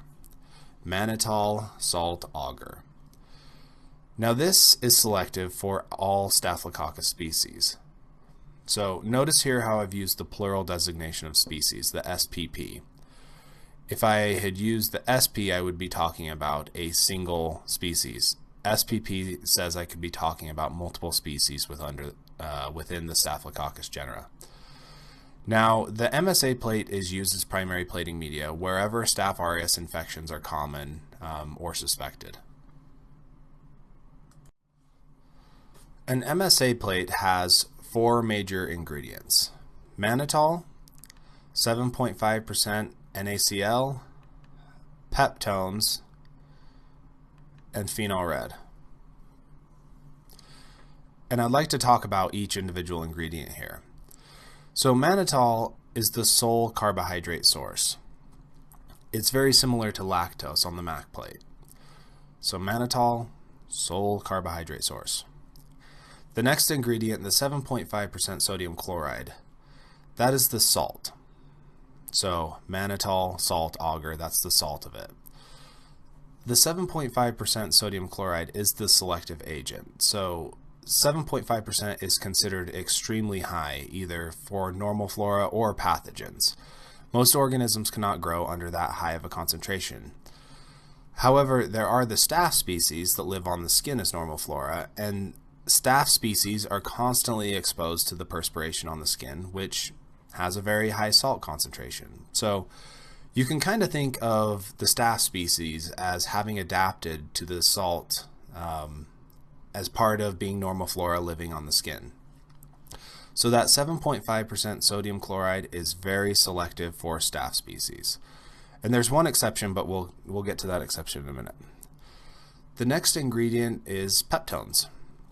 And peptones are present for the organisms that cannot break down the mannitol, which again, mannitol is the sole carbohydrate source. So much like the MAC plate, the peptones are the backup for those that cannot use it.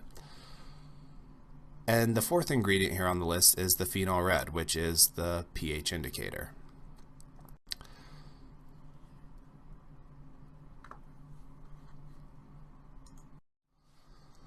The way that this plate will work is with Staphylococcus species, as we were just talking about.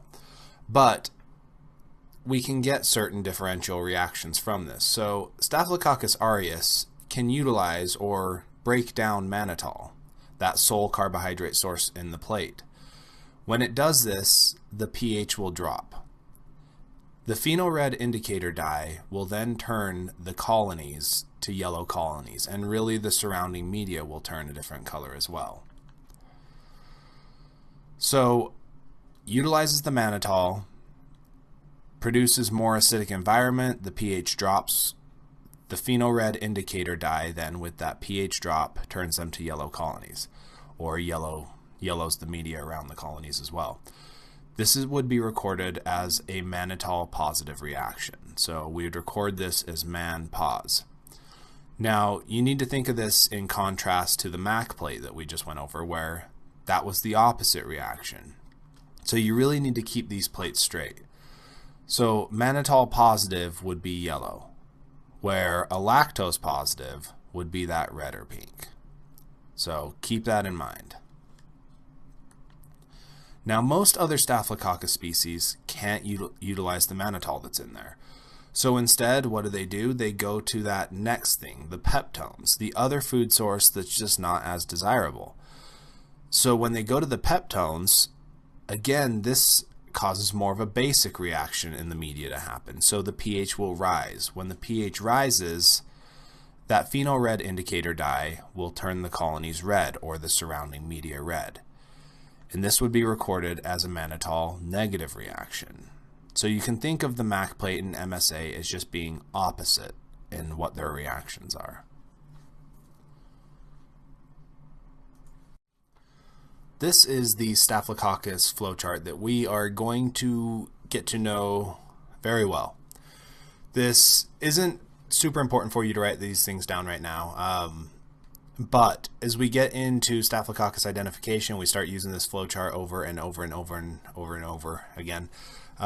We are going to look further down the chart at some things that help us to identify what species of Staphylococcus it is. And in this case, as we go down, you can see Staphylococcus aureus is mannitol positive. This is something that helps us to identify it.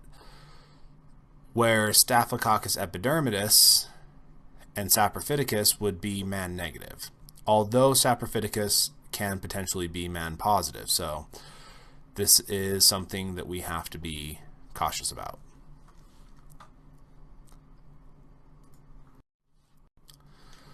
When looking at a mannitol plate here, this is a biplate, and you can see on the left side there is a mannitol negative colony, and on the right side we have a mannitol positive colony.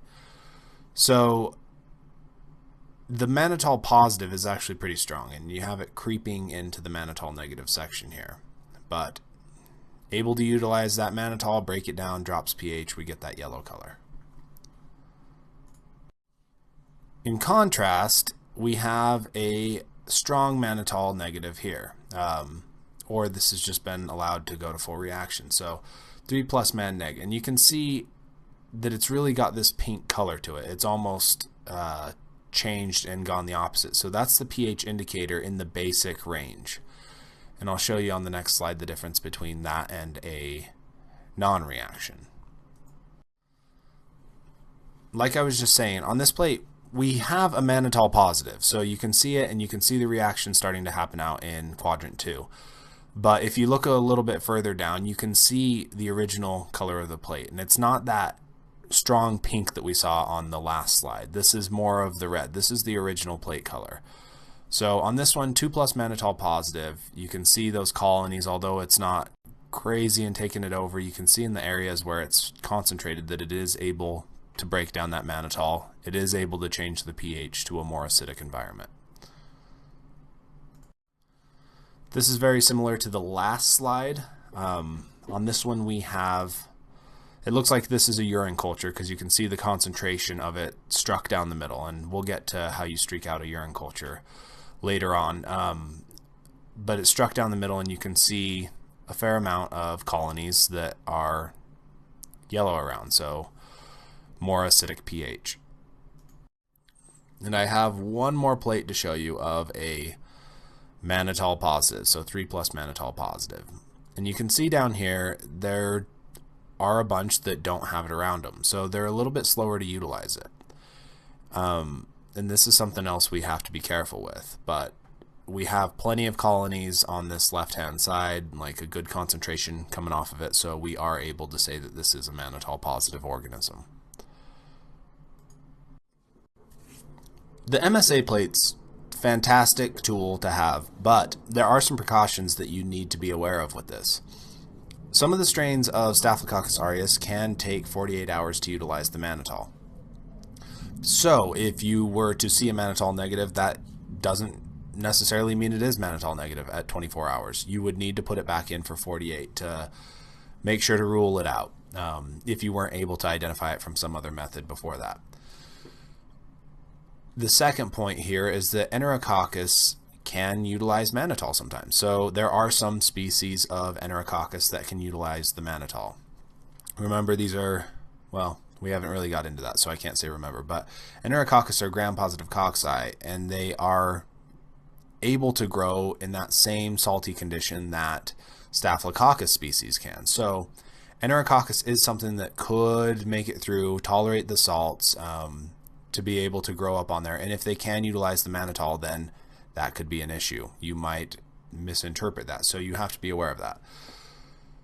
That feeds into my next point, which is mannitol positive is not definitive for Staphylococcus aureus. Now, it really helps and it aids us in that identification, especially if we were to have a strong mannitol utilizer that would just blow up the plate. That is a very strong indicator of a Staphylococcus aureus species, but it's not definitive. And like I just had on that prior point, Enterococcus can utilize it. There are some other things enough to create doubt about how definitive it is. So we wouldn't be able to call out Staph aureus based on a positive reaction. And the last point here is that we would incubate this in the air incubator, not the CO2 incubator, because remember, this is a pH-based media. It has that pH indicator in there. That pH indicator can be influenced by higher concentrations of CO2. So we want to put this just in the ambient air incubator.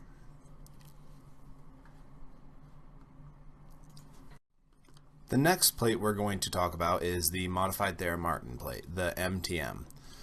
And I'm not really going to go into the history of this or dive too deep into that, but as you can guess, there originally was a Thayer-Martin plate, and we have since modified it. Small modification, which made it the modified Thayer-Martin.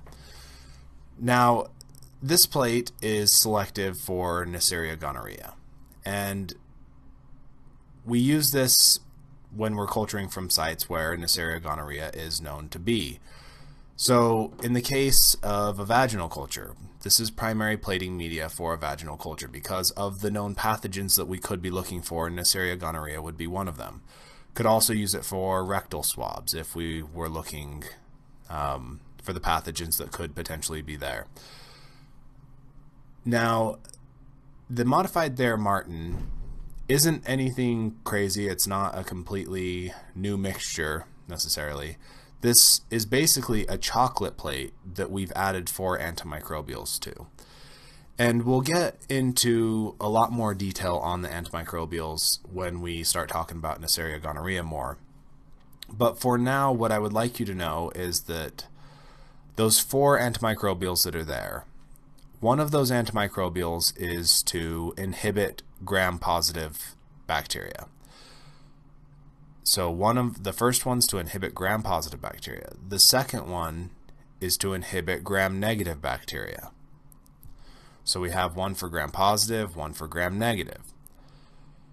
The third one that we have there is to inhibit yeast from growing up over the top of it. So yeast can also be something that would be seen in a vaginal culture or rectal culture. And so we want to make sure that those aren't showing up and just completely overgrowing Neisseria gonorrhea if it's there. And the fourth one is to inhibit Proteus, a Proteus species. So Proteus can be normal flora that's seen in that area. So we would want to knock it down if it were there. So this chocolate plate plus 4 antimicrobials. And remember that chocolate plates are typically for fastidious organisms. So in this case, Neisseria gonorrhea is a very fastidious organism. So it needs those cells to be lysed for it to be able to utilize the hemin and NAD that's in there.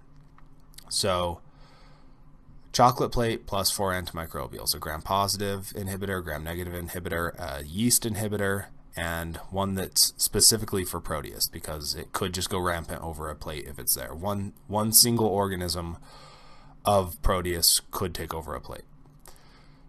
And the last point here is that we put this into the CO2 incubator. So this isn't a pH-based plate, this is a blood-based plate. So the blood-based plates we're going to put into the CO2 incubator. This is a chocolate plate from our lab here at Weber State University, and what we've grown on top of this chocolate plate is Neisseria gonorrhea. So this is what it would look like if we were to grow it just on a basic chocolate plate. The benefit we have here is we were using an isolated colony of Neisseria gonorrhea. We knew what it was, we were able to just grow it up on the chocolate. We didn't have to have those 4 antimicrobials in there because we weren't primary plating it. But I'll show you an image on the next page of a modified Thermartin. So this is what a typical modified Thermartin plate looks like, and they are typically rectangular in shape. And we would be using this in the case that we have our rectal swab or vaginal swab that's coming from the floor or wherever. So we would want to put it on this plate. And we don't necessarily care about the count on it or anything like that. We care if it's able to grow up on this plate. And if it is, then it's a high probability that it's Neisseria gonorrhea. Oftentimes you'll even get these from the floor and they just streak them out in a Z-like pattern to check if there is growth. So they'll just roll the swab around and send it to lab.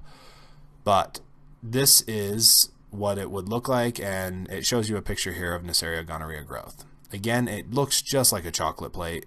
There really is no difference between it other than there is the antimicrobials in there. So it's a chocolate plate that has those antimicrobials that don't change the color or do anything like that. But would inhibit everything else, all the other normal flora, from growing over the top of that fastidious Neisseria organism. The next plate we're going to talk about that is selective is the phenylethyl alcohol agar, the PEA plate. Now, it's not used quite as frequently as it used to be. It still exists and people still use it, but it has fallen out of favor, and I'll talk about that more in a moment. But the PEA plate is essentially a sheep blood agar with phenylethyl alcohol on it, so mixed into it. And the use that we have for this one, what it is selective for, is for gram-positive cocci. So the gram-positive cocci will still grow in the presence of phenylethyl alcohol. They grow fine, maybe slightly inhibited by it, but not much at all. They grow pretty well on pace with just a regular SBA. Now what this does inhibit is the growth of gram-negative rods, which gram-negative rods can very easily overtake the gram-positives on a plate. So this will greatly slow down the gram-negative rods. It doesn't completely get rid of it. It doesn't stop the growth. It just inhibits it. when we do look at a plate at 24 hours, we'll see normal size gram-positive cocci colonies, but then we'll see no growth to very small pinpoint colonies of the gram-negative rods. Now, my last point here is that this will go into the CO2 incubator. Now remember, this is a blood-based plate. It is essentially a sheep blood agar, just with another chemical on there. There's no pH indicator, so we would want to put this into the CO2 incubator because most of the pathogens that we look at do prefer that increase in CO2. Let's quickly take a look at the PEA plate on this slide. So right there, gram-positive cocci. Good, normal, white, gram-positive cocci looking colonies. But you can see those other little guys, the little itty-bitty ones. So those are the gram-negative rods. They're still growing. They're still coming through. They're not completely inhibited. They're not prevented. Oh, there's the word I'm looking for. They're not prevented from growing. They're just inhibited, so they're slowed down greatly.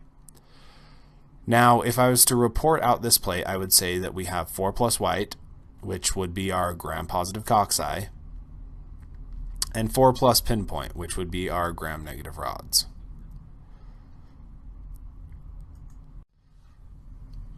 But as we've done with some of the other plates, we need to talk about the precautions of this plate.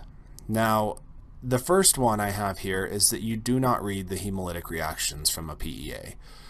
That phenylethyl alcohol can weaken the red blood cells, so it may not completely lyse them and make them look like a chocolate plate or anything like that, but it does weaken the cells, so it's easier for an organism that may not produce a lot of an enzyme, so we don't typically see a hemolytic reaction on the SBA. It might be easier for them to lyse the red blood cells on the PEA plate. So we don't want to read any hemolytic reactions from that. The second point here is the shelf life of them is 5 to 7 days. Now, alcohol has a tendency to evaporate much quicker than water or other things will. So the shelf life is a lot lower, and you'll see as you go beyond 7 days that you'll get gram-negative rods that are more able to grow. So this shelf life is a reason that you're seeing other plates used instead of the PEA. This is kind of why this has fallen out of favor. Now, in laboratories that create their own media and are able to utilize it quickly, this isn't such of a problem, but in laboratories that do high volume and don't make their own media, if they need to keep these on the shelf for a little bit longer than 5 to 7 days, which is very typical, then yeah, you would want to look towards another plate. What would that other plate be that I just referenced? Well, it would be a CNA plate, likely. The CNA stands for colistin nalidixic agar, and this is another selective agar. So this is an SBA plate that has colistin and nalidixic acid on it. And we use it for the exact same purpose that we use the PEA plate for. We use it to select for gram-positive cocci. So we don't want those gram-negatives overgrowing everything in there if they are there. We just want to see the gram-positive cocci. Or if we're subbing it out, maybe you're having trouble getting isolation on a primary plating media, and so you know that it's touching some gram-negatives, but you see a gram-positive in there. You could touch that colony that looks like your gram-positive and streak it out to try and get rid of those gram-negative rods and isolate your gram-positive. This is a very common use of a CNA plate. And the reason this works a little bit better than the PEA as well, and another reason that many labs have shifted to the CNA, is this prevents the growth of gram-negative rods. So the PEA allows for the gram-negative rods to grow up a lot easier, but the CNA plate will actually prevent the growth of gram-negative rods. So you should have no growth on these plates at 48 hours. Much more beneficial because it gets rid of the questions of, is it just a slow-growing gram-positive on there? Now again, this is a blood-based plate, so same thing as with the PEA. we're going to put this one in the CO2 incubator. We don't have any pH indicators in here that are going to be affected by it, so this will go into the CO2 incubator. I do not currently have a picture of a CNA plate, but I have this plate that kind of looks like a CNA plate, so we're going to use this one instead and just pretend that there's nothing else on this plate. So again, we would have a gram-positive cocci growing there, and we would have nothing else. There is nothing else on this plate. If you think you see pinpoints, you're wrong. That's dust on your screen. So we are just looking at gram-positive cocci because that's all that would grow through on a CNA. We're not looking at any gram-negatives on here because they were prevented from growing, not just inhibited like a PEA plate. So gram-positive cocci, that's all we're seeing, and dust on the screen. This is 4+ white, and this would be our gram-positive cocci. And that is all. The last point I want to make here about PEA, since we just went over the CNA, is that it has the same goal in mind. So it's equal to a CNA in that way. Although it's not necessarily equal, because I believe the CNA is greater than the PEA due to its ability to completely prevent the growth of the gram-negative organisms and its ability to sit on a shelf a lot longer, so to save a lab money in the long run. So yeah, very similar in the function they have, but the PEA is lesser in efficacy. CNA achieves it much better. So the last one we're going to cover here is the HEA plate, and really I have a reading assignment for you to go read up on all the ins and outs about the HEA plate, but I'm going to touch back on that later in this lecture. I just want you to make sure that you read up before we get to it, so that when we get to some of these other points, it would be more solidified in your head instead of hearing it for the first time.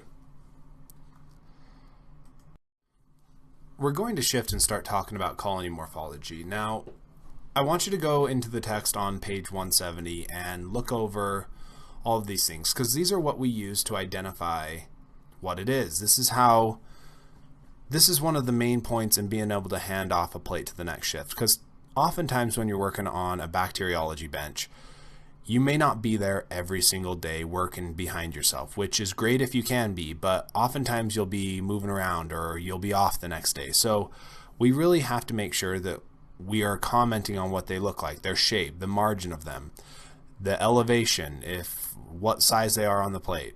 Are they smooth? Are they rough? Is there certain pigments, color to them?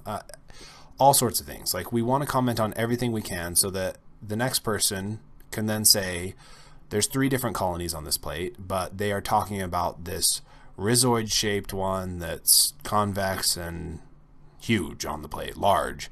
You just want to be able to comment well to what they are.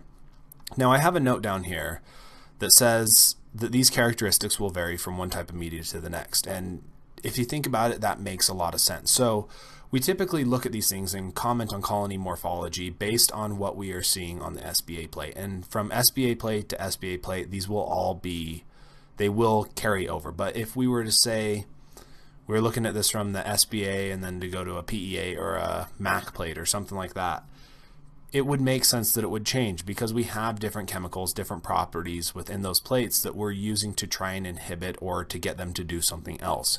So, I mean color, pigmentation for one example. It's definitely not going to be the same thing on a MAC as it would be on an SBA. So, makes sense. These will vary from one media type to the next. So when you're comparing them, you want to compare them to the same media type.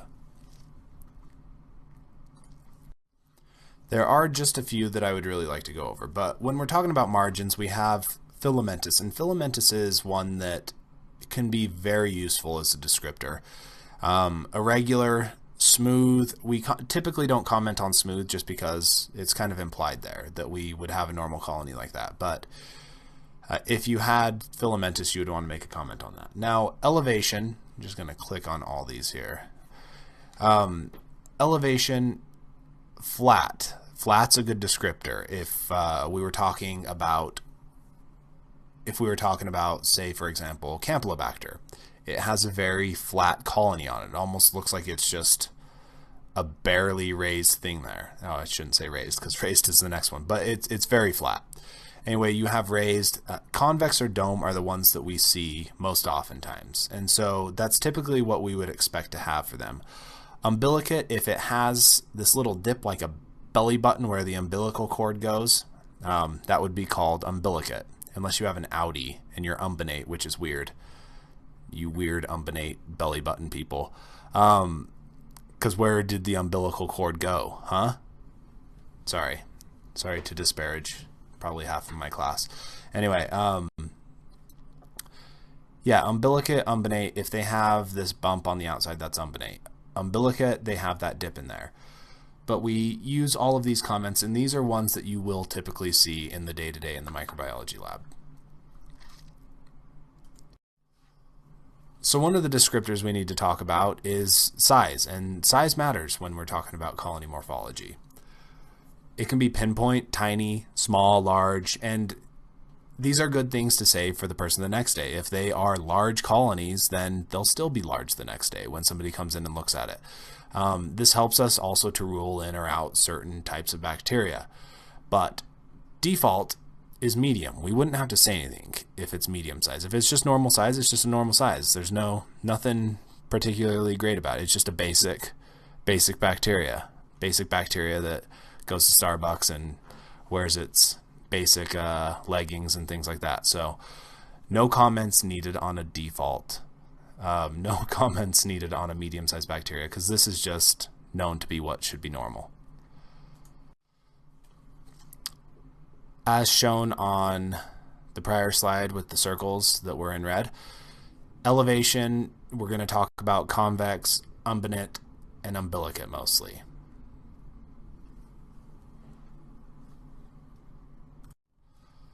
Let's take a look at a culture plate that has a really good example of filamentous edges. So this is a yeast that we have growing on an SBA plate, and I would say this is about an average size colony, so no comment needed on that, just filamentous white. Now let's look at it a little bit closer. And you can see those edges, they're coming out like a spiky ball. And you can see the one in the bottom right that's kind of developing it. It's smooth right now, but it's starting to get that one little spot that's coming out on the edge. And these are the pseudohyphae that start to branch off of the organism. Now compare that to the gram-positive and gram-negative that we see here on this plate. And we need to rock it around a little bit, look if there's any kind of umbinate, umbilicate. These gram-positive ones look like they're just typical convex white colonies, average size, nothing special. The gram-negatives, a little bit larger, so I'd call them large, gray. They're not huge at this point, but they are bigger than your average sized colony there, like that white one. So yeah, these are just a couple examples of what we could call. Another key that we use to identifying organisms, besides just the colony morphology, is the hemolysis. Does it produce hemolysis on the plate? So is it beta hemolysis, where it's creating a clearing around the colony, or alpha, where it's creating a green partial breakdown of the hemoglobin, or is it gamma hemolysis, which is another word for nothing? Nothing is happening on there. It's gamma hemolytic. So let's look at all those in more detail. This is an image from your textbook, and I love it. They've taken a plate, a regular sheep blood agar, and plated up 3 different organisms on here. One of those is beta hemolytic on the left, one of those is alpha hemolytic in the middle, and one of those is gamma hemolytic on the right, so it has no reaction. It's not doing anything. But it's a cool picture. You can look it up in your text, page 174. So the first hemolysis that we're going to talk about is beta hemolysis, and this is indicated with the Greek letter beta, that B-looking letter, just with a little tail on it. A B with a tail is what beta is. Now, beta hemolysis, it produces hemolysins. So these are organisms that are capable of making these hemolysins, and the definition of what the hemolysins will do is they're enzymes that will rupture the red blood cell. So they completely rupture that red blood cell. And I have another point down here. We're going to hit this again more later though, but this is used to identify strep species. So one thing I want you to write down about beta hemolysis is it should create a complete clearing around the colony. So you'll have the colony and then you'll get a complete clearing around that.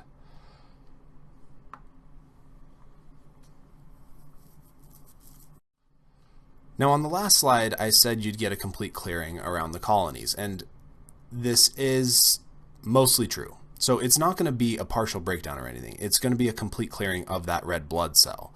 So some organisms like Streptococcus pyogenes will be a complete clearing. So you will have clear agar right around the colony. You'll be able to see through. You could also call it a blow a hole through the plate type of reaction. So it would then be a complete clearing of all red blood cells that were in there. In contrast to that, it may not completely destroy all red blood cells, but you still do have a zone of clearing. So you still can see that there is a ring around the cell, or around the colony there, that is showing that there's a breakdown of the bacteria. It may not be completely blow a hole through the plate like Streptococcus agalactiae would be here, and so this would be more of a smoky beta hemolysis. So you can see there's a breakdown of the red blood cells, but it's not completely clear. It hasn't destroyed all of the red blood cells right around it. Again, back to that point that we talked about earlier, beta hemolysis is used to identify strep species. We do use this. It is definitive, so we can use it. Other organisms might produce beta hemolysis, but it's usually not used for identification. Now here is an example of that. We have a Staphylococcus aureus species right here, and it's non-hemolytic. So no hemolysis, we would call this gamma hemolysis. Now let's look at another one. We have two strains of Staphylococcus aureus here. There's lots of different strains of different species. So within this species of Staphylococcus aureus, we have two strains now on the plate. One of those on top is a beta hemolytic organism.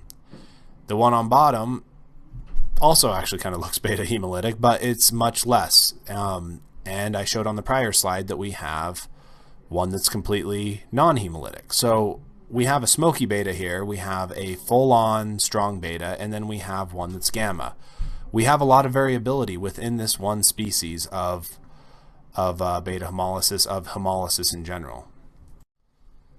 So, to the next point, if hemolysis varies from strain to strain, we can't use it for ID. How could we use it for ID if it's not definitive within that species? If there isn't one answer to it, if it isn't like Streptococcus pyogenes, that yes, it will be beta hemolytic, then we can't use it. It's worthless to us. So, if hemolysis varies from strain to strain, which it does for most species, most genera, then it can't be used for identification. On to number 2 in the hemolysis discussion, and this is alpha hemolysis, designated with the alpha symbol, which kind of looks like an A with a weird thing coming off of it. Alpha hemolysin will break down hemoglobin partially. It doesn't fully break the hemoglobin down, as we have happened with beta hemolysis. So this partial breakdown results in methemoglobin. And this is a discoloration around the colony. And it's green on here because it is a green discoloration around the colony. This will be used in identification of Streptococcus pneumoniae. I'm back. Okay. This is used in identification of Streptococcus pneumoniae. And so that green color is important.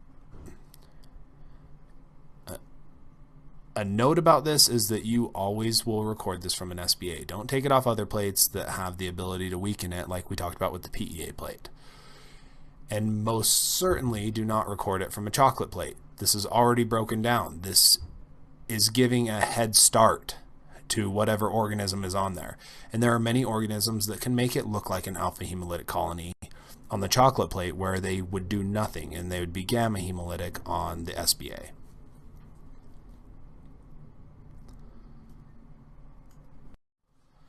Here is a beautiful example of Streptococcus pneumoniae. So you can see very clearly it's a partial breakdown of the hemoglobin around these cells. So this is broken down to methemoglobin, which is green, and it causes a green pigment on the SBA. All right, a little bit closer look. So we're zooming in a bit on this now, and you can see that discoloration. There's no clearing around it. It's not this haze that it's created. This isn't a beta hemolysis. This is an alpha hemolysis. This is a partial breakdown that we would see with Streptococcus pneumoniae. I've found that students in my lab struggle with alpha hemolysis versus the others. And so this really should be clear. You shouldn't be calling it, and typically the first few weeks I spend time trying to help them differentiate between beta hemolysis and alpha hemolysis. Alpha will be a color change. You will see a difference in color, where the others, you may just see a lighter ring around it, or you may see a complete blown hole through the plate, like we would see with Streptococcus pyogenes. So strong beta. Streptococcus agalactiae is a smoky beta, and pneumoniae alpha. Now to the last one on the list, last and certainly the least, the gamma hemolysis, which is in the Greek alphabet gamma letter, which looks more like a Y, but let's not worry about it too much because it is the least important one of all of them.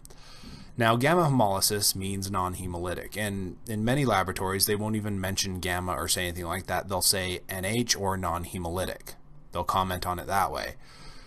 We don't record this one. That's just the default. So we only record if we see alpha hemolysis or beta hemolysis. If it's non-hemolytic, you just don't say anything. That is the basic interpretation for it. So again, I want to note this: hemolytic reactions should only be interpreted on an SBA. You shouldn't be taking them off other plates that may break down or change it, unless you're trying to just correlate that to the next plate. So if you're trying to say this CNA plate matches the SBA, colony 1 is colony 1 on this one. So that's when you would match them up and comment on it. But otherwise, you don't interpret it off anything other than the SBA. What you're reporting out as a final should be taken off that SBA reaction.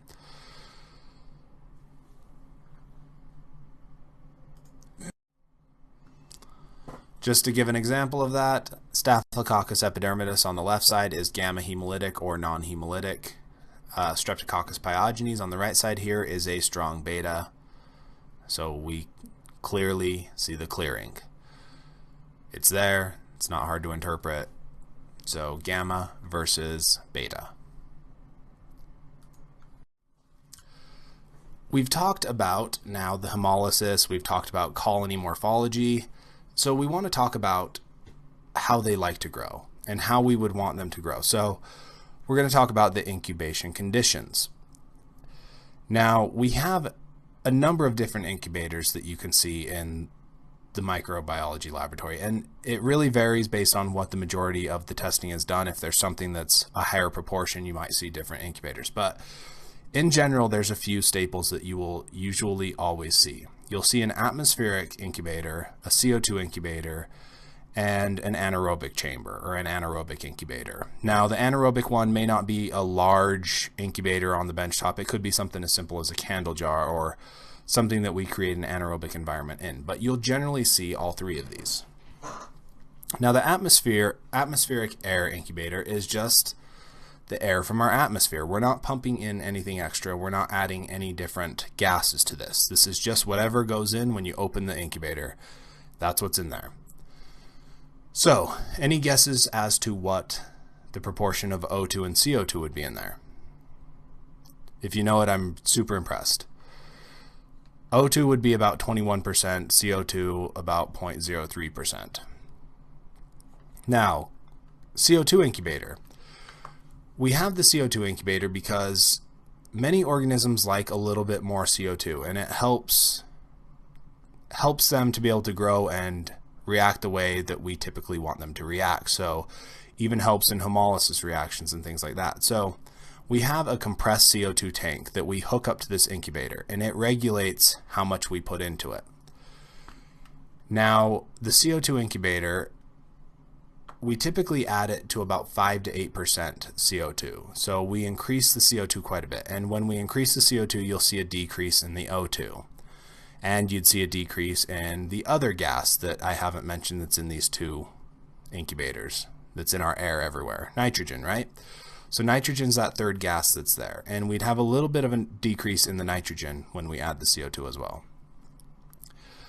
Now the temperature of the incubator, we want to run that at, take a guess, think about it for a second. Where would you want the temperature? So we're trying to mimic where we are taking these organisms from because we want them to be comfortable. So we would want that to be at about 37 degrees Celsius, 35 to 37 degrees Celsius, because we're trying to mimic body temperature, which is about 98 degrees Fahrenheit, same as 37-ish. So we want these to be comfortable. We want them to be able to stretch their legs, kick off their shoes type thing, just feel comfortable and in the environment in which they're comfortable growing so that we get good growth so that we can see characteristics that we could then use for identification.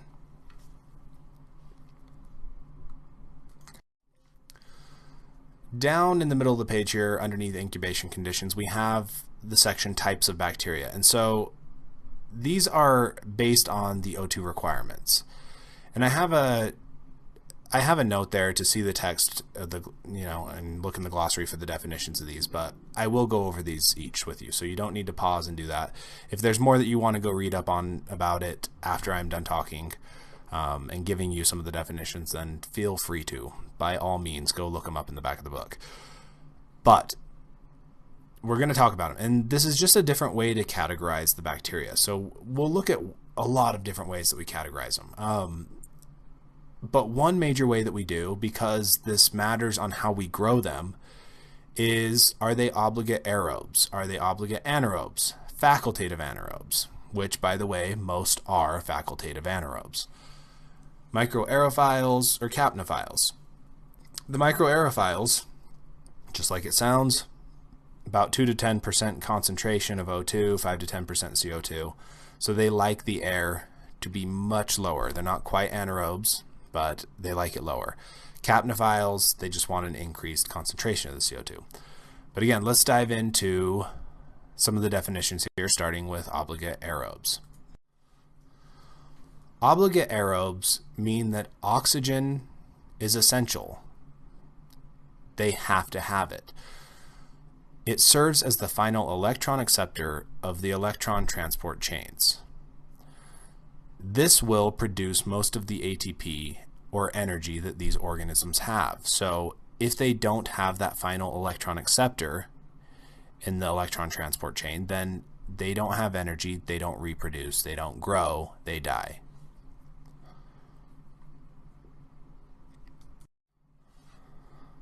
Obligate anaerobes pretty much means that these die in the presence of oxygen. It's a poison to them. It's like if somebody were to dump gasoline down your throat or something like that. Sorry, that's a horribly vivid example, but works. It's a poison. It would kill you. I think gasoline would kill you. I mean, people siphoning gas sometimes drink a little bit of it, but let's talk about large amounts. You know what? Let's talk about cyanide. If cyanide was put down your throat, you're dead. So much the same for anaerobes. Oxygen is a deadly poison. Facultative anaerobes. Now, like I mentioned before, most clinical pathogens are facultative anaerobes. And this is really convenient for them because they can deal with whatever, really. They roll with the punches.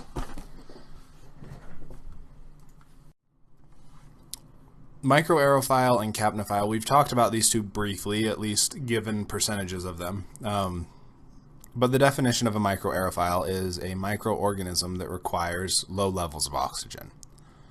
So it can't handle a lot of oxygen. And a capnophile is a microorganism that grows best with higher levels of carbon dioxide, so around 5 to 10% CO2.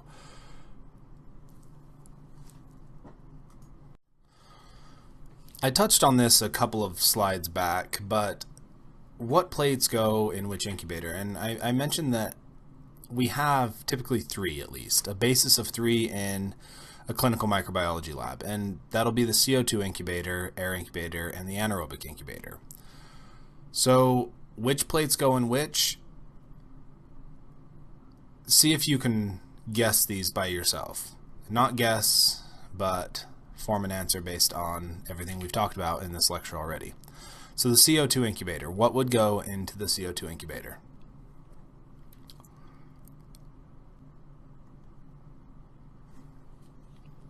That'd be the SBA based, right? Blood based plates. So your chocolates, modified Thayer Martin, the SBA, any of those that are blood based would be in the CO2 incubator. So air incubator. This would be your pH based plates. We don't want to screw up that pH reaction by increasing the CO2. The anaerobic incubator, well, that'll have anaerobic plates. So things or organisms that are obligate anaerobes, or they're microaerophiles, we would want to put those into an anaerobic incubator. We'd want to put it somewhere where it isn't going to be destroyed by the oxygen, because remember, oxygen is poison to these. Now I said that we'd come back to the HEA plate, the Hectoan enteric agar. So this will be the last thing that we'll cover for this lecture, but you should have read over this a little bit, or you can right now pause it and read over it. But the main point of this is that there is a color reaction. We're looking for a color reaction on the plates. So this is selective and differential media.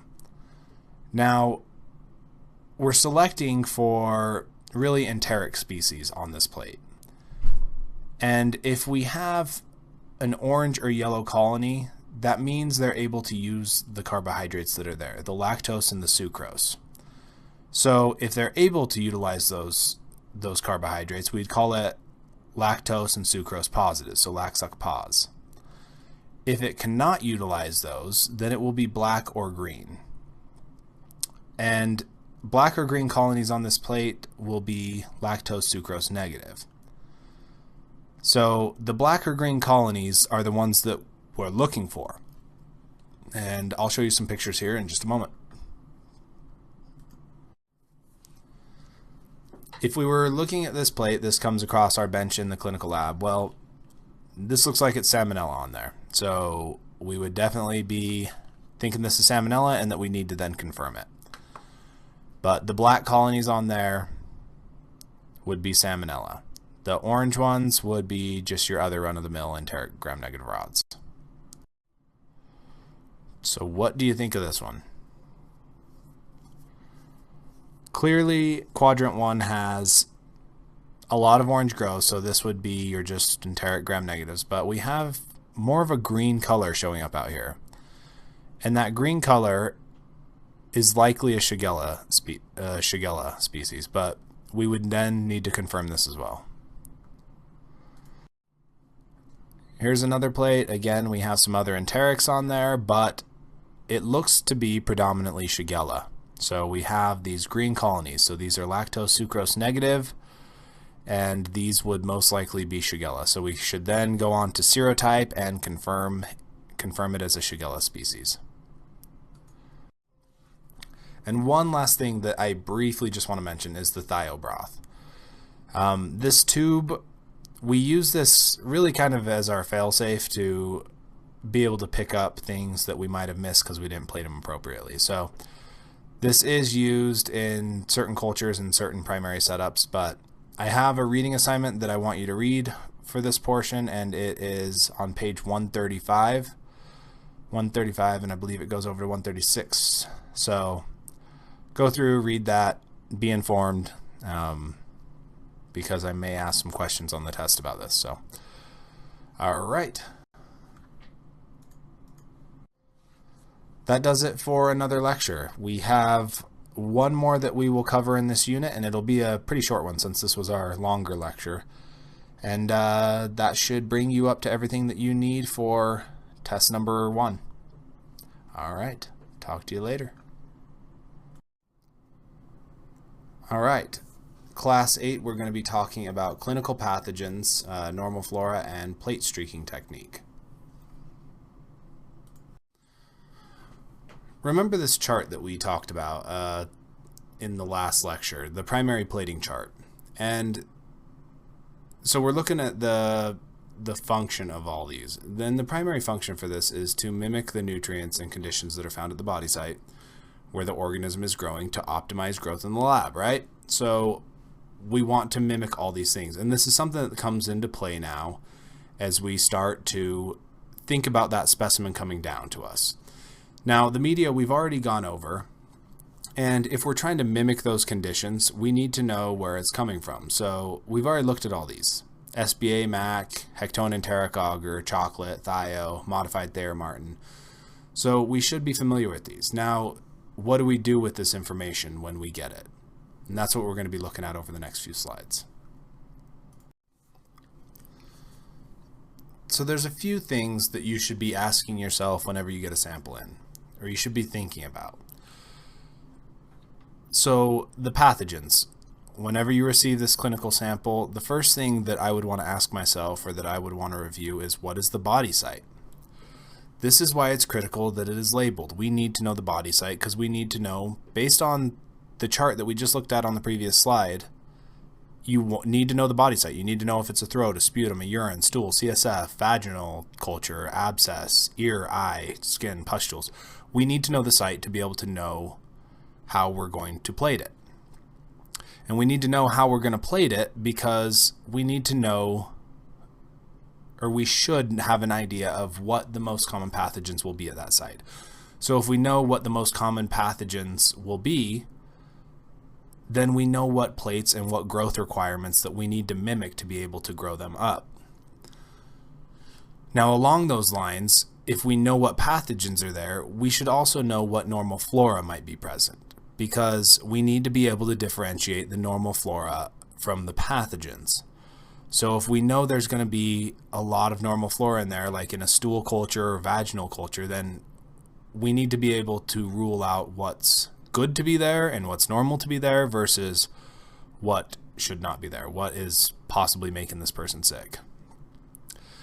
And the last point is here, what patient history is available? Travel. If we know travel, we wouldn't be looking for certain parasites unless they had traveled to a foreign country, and then in which case we might know what parasites are common in that area.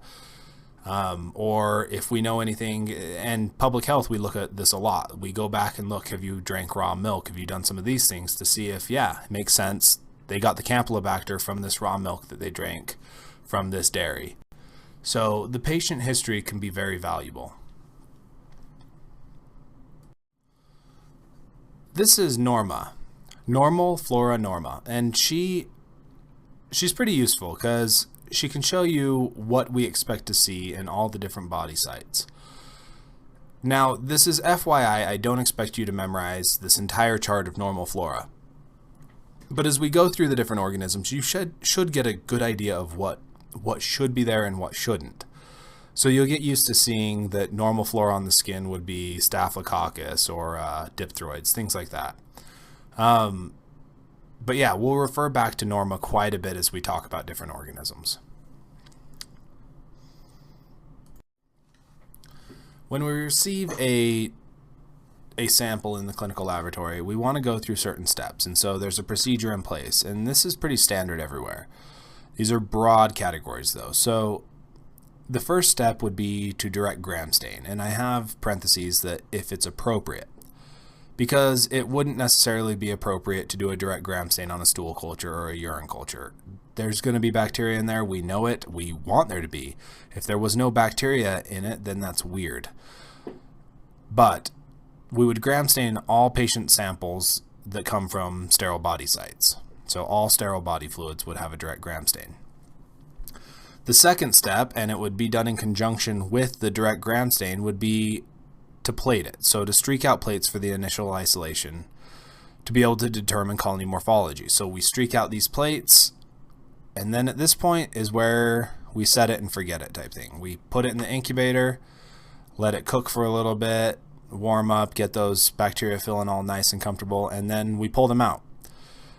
Don't want to pull them out anything before 18 hours. Don't want to be working anything up that soon. But after 18 hours, that's kind of the threshold that you can start to look at them. And at that point, we will be seeing maybe a colony gram stain's necessary. Maybe it's not necessary because we can figure it out in other ways. But we would want to colony gram stain if there was any doubt. And then in addition to that, that's when we would start running biochemical tests and using different media, subbing it out to other plates, subbing for isolation.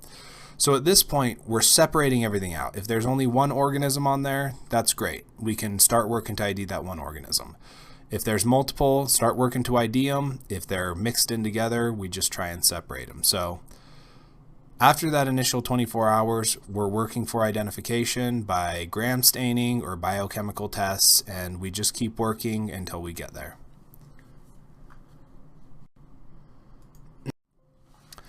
Let's talk about what normal flora is. This is also referred to as indigenous flora or microbiota. And these are the bacteria that live on your body and really provide function. They're in your intestinal tract helping to break down food and helping you to get the enzymes or helping you to get certain nutrients out of the food because they have enzymes that we don't that they can use to break down the food. Now, this isn't one size fits all type thing for bacteria. We don't all have the same normal flora. In fact, there's a lot of data out there to show that based on the normal flora you have could also lead to certain disease states. So there's a lot of research being done in this arena. I think it's going to be fascinating to find out where that goes. But normal flora for one person isn't normal flora for another. There are conditions that'll change or disrupt the normal flora, so what you have right now may not be what you always have either. It can shift. We're going to define some of these terms at the top of the page there. You can go look them up if you want. Again, there's a lot of great information in the book. I think, let's see, roughly page 409, 408, 409 has a lot of good information about the normal flora. Now, the resident flora, these will remain a part of the normal microbiota of a person throughout their life.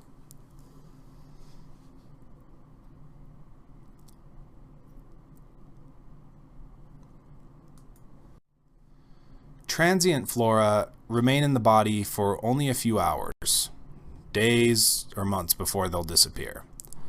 So they're transient. Like the term transient means to move on, to be there for a short time. Opportunistic pathogens are something we'll talk quite a bit about in this class because there's a lot of things that maybe aren't harmful to other people, but they can be if they have a poor immune system or something like that. So the definition that I want you to write down here is when harmless normal microbiota take advantage of a susceptible situation in the body. So this can be a number of different situations. Maybe like a staph on your skin, you get a cut, it gets into it. It's not, being there doesn't make it pathogenic, but when it gets an opportunity, it'll take it.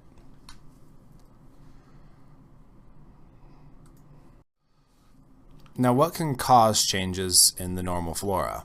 Now, the first one would be introduction of normal flora into a different body site. Now, this may not be something that makes it infectious or anything like that, but it's normally in this body site. These organisms have never existed in this one, but they've been introduced into it and they can thrive there as well. Immune suppression is another one. So the immune system's knocked down, there's nothing to keep things in check. Ones that maybe are a little more hardy would be able to survive better and take control of situations, take advantage of situations. And changes within the normal flora colony. So you may just have changes within the organisms themselves. They may go through mutations or something of that sort in which it knocks down the colonies. They're not as competitive. Now I want you to read pages 407 to 409 in the textbook, and it talks a lot more about normal flora because I think it's good to have a decent basis as we dive into this stuff. So back to Norma. This is a list of things that we know to commonly inhabit these different places in the body, but this list can change it can have higher proportions of some organisms versus others just based on your body and what it does and your immune system's reaction to things. So this can alter a bit. Next, we're going to go through streak plate technique. So how you should be streaking out a plate to be able to get good isolation, because it's all about the isolation. You have to have good isolation in the clinical lab. If you don't, you're going to waste a lot of time and you're going to have increased turnaround times, and so you're going to make people sicker because, well, you're not going to allow them to get better because things are moving so slow that the physician isn't able to treat with what would work best because you're so slow, because you can't streak out a plate correctly. So it's an important thing. So yeah, I got some animations I'm going to run through, but yeah, we would have a swab come down from the floor and we would then see what it is. It's this rectal swab, whatever, stool culture. At that point, we would pull out all the plates that we need from the refrigerator, unless you're going through so many plates that you just have a bunch already thawed. But you would want to warm those up to room temperature. You don't want to streak out cold culture plates.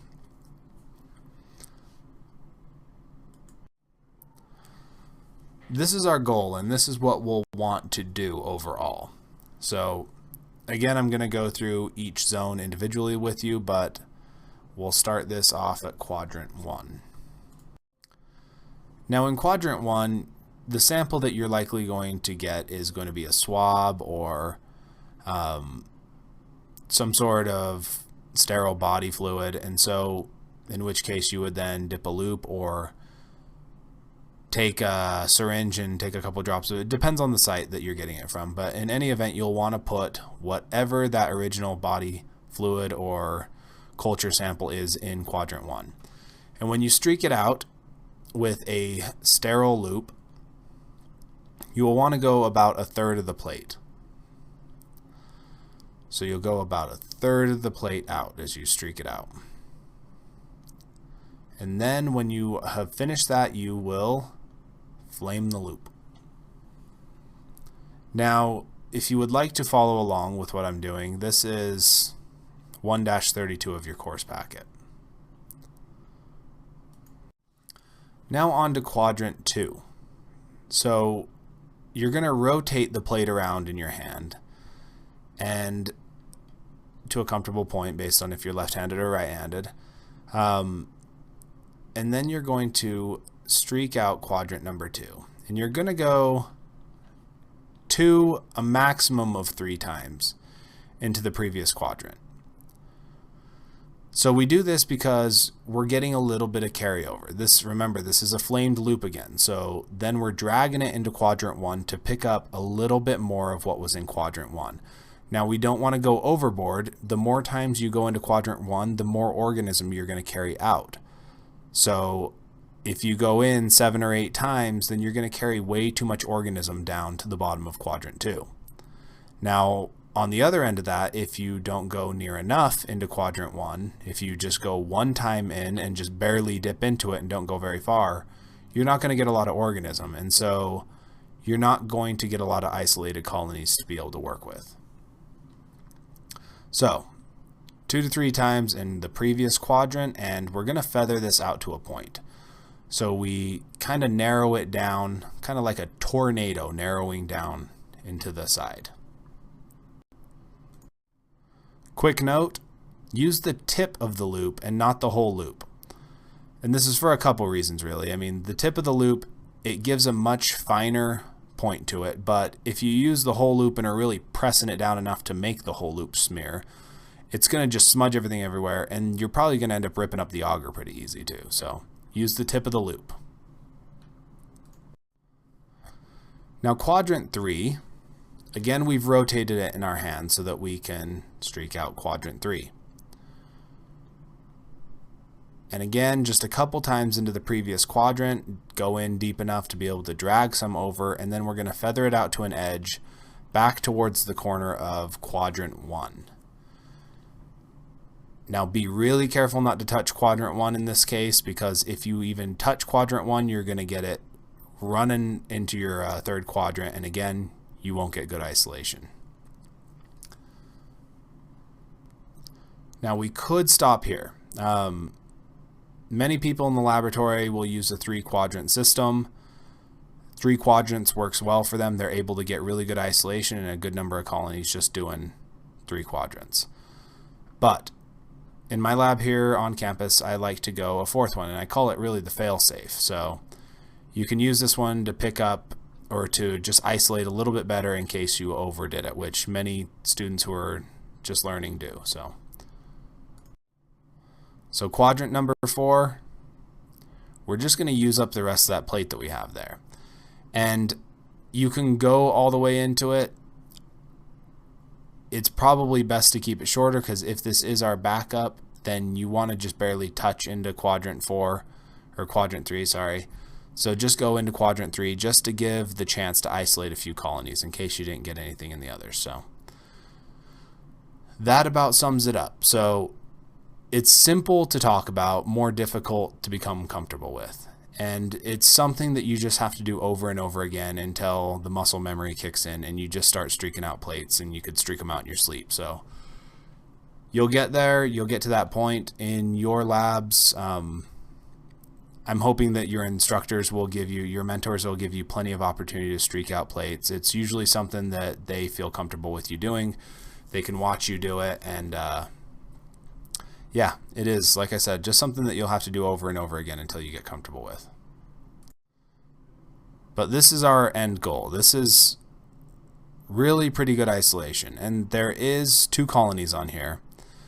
One of those I would like more to work with, but we have isolated colonies of that small little white one. So we could at this point sub it out, because it wasn't growing in good numbers no matter how much we did, no matter how well we did isolating this.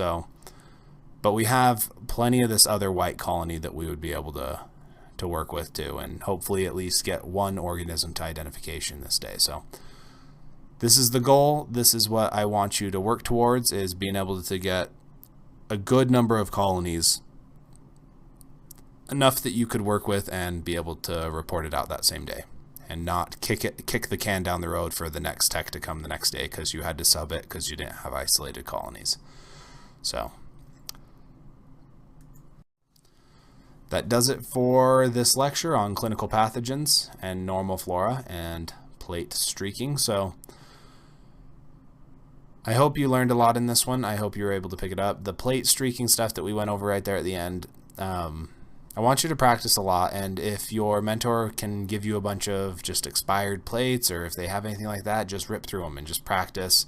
Put them in the incubator, see what comes out the next day, see how well you did. If you were doing too much, adjust it. Just make those small adjustments. So go a little bit less than the previous quadrants. Or if you weren't getting enough, increase it slightly.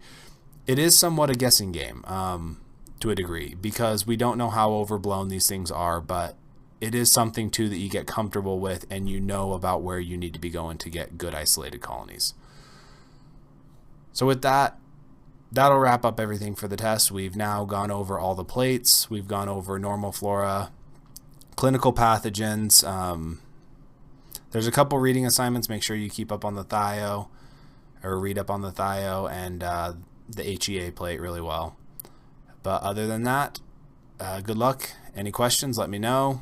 And talk to you guys as we move into the test 2 material.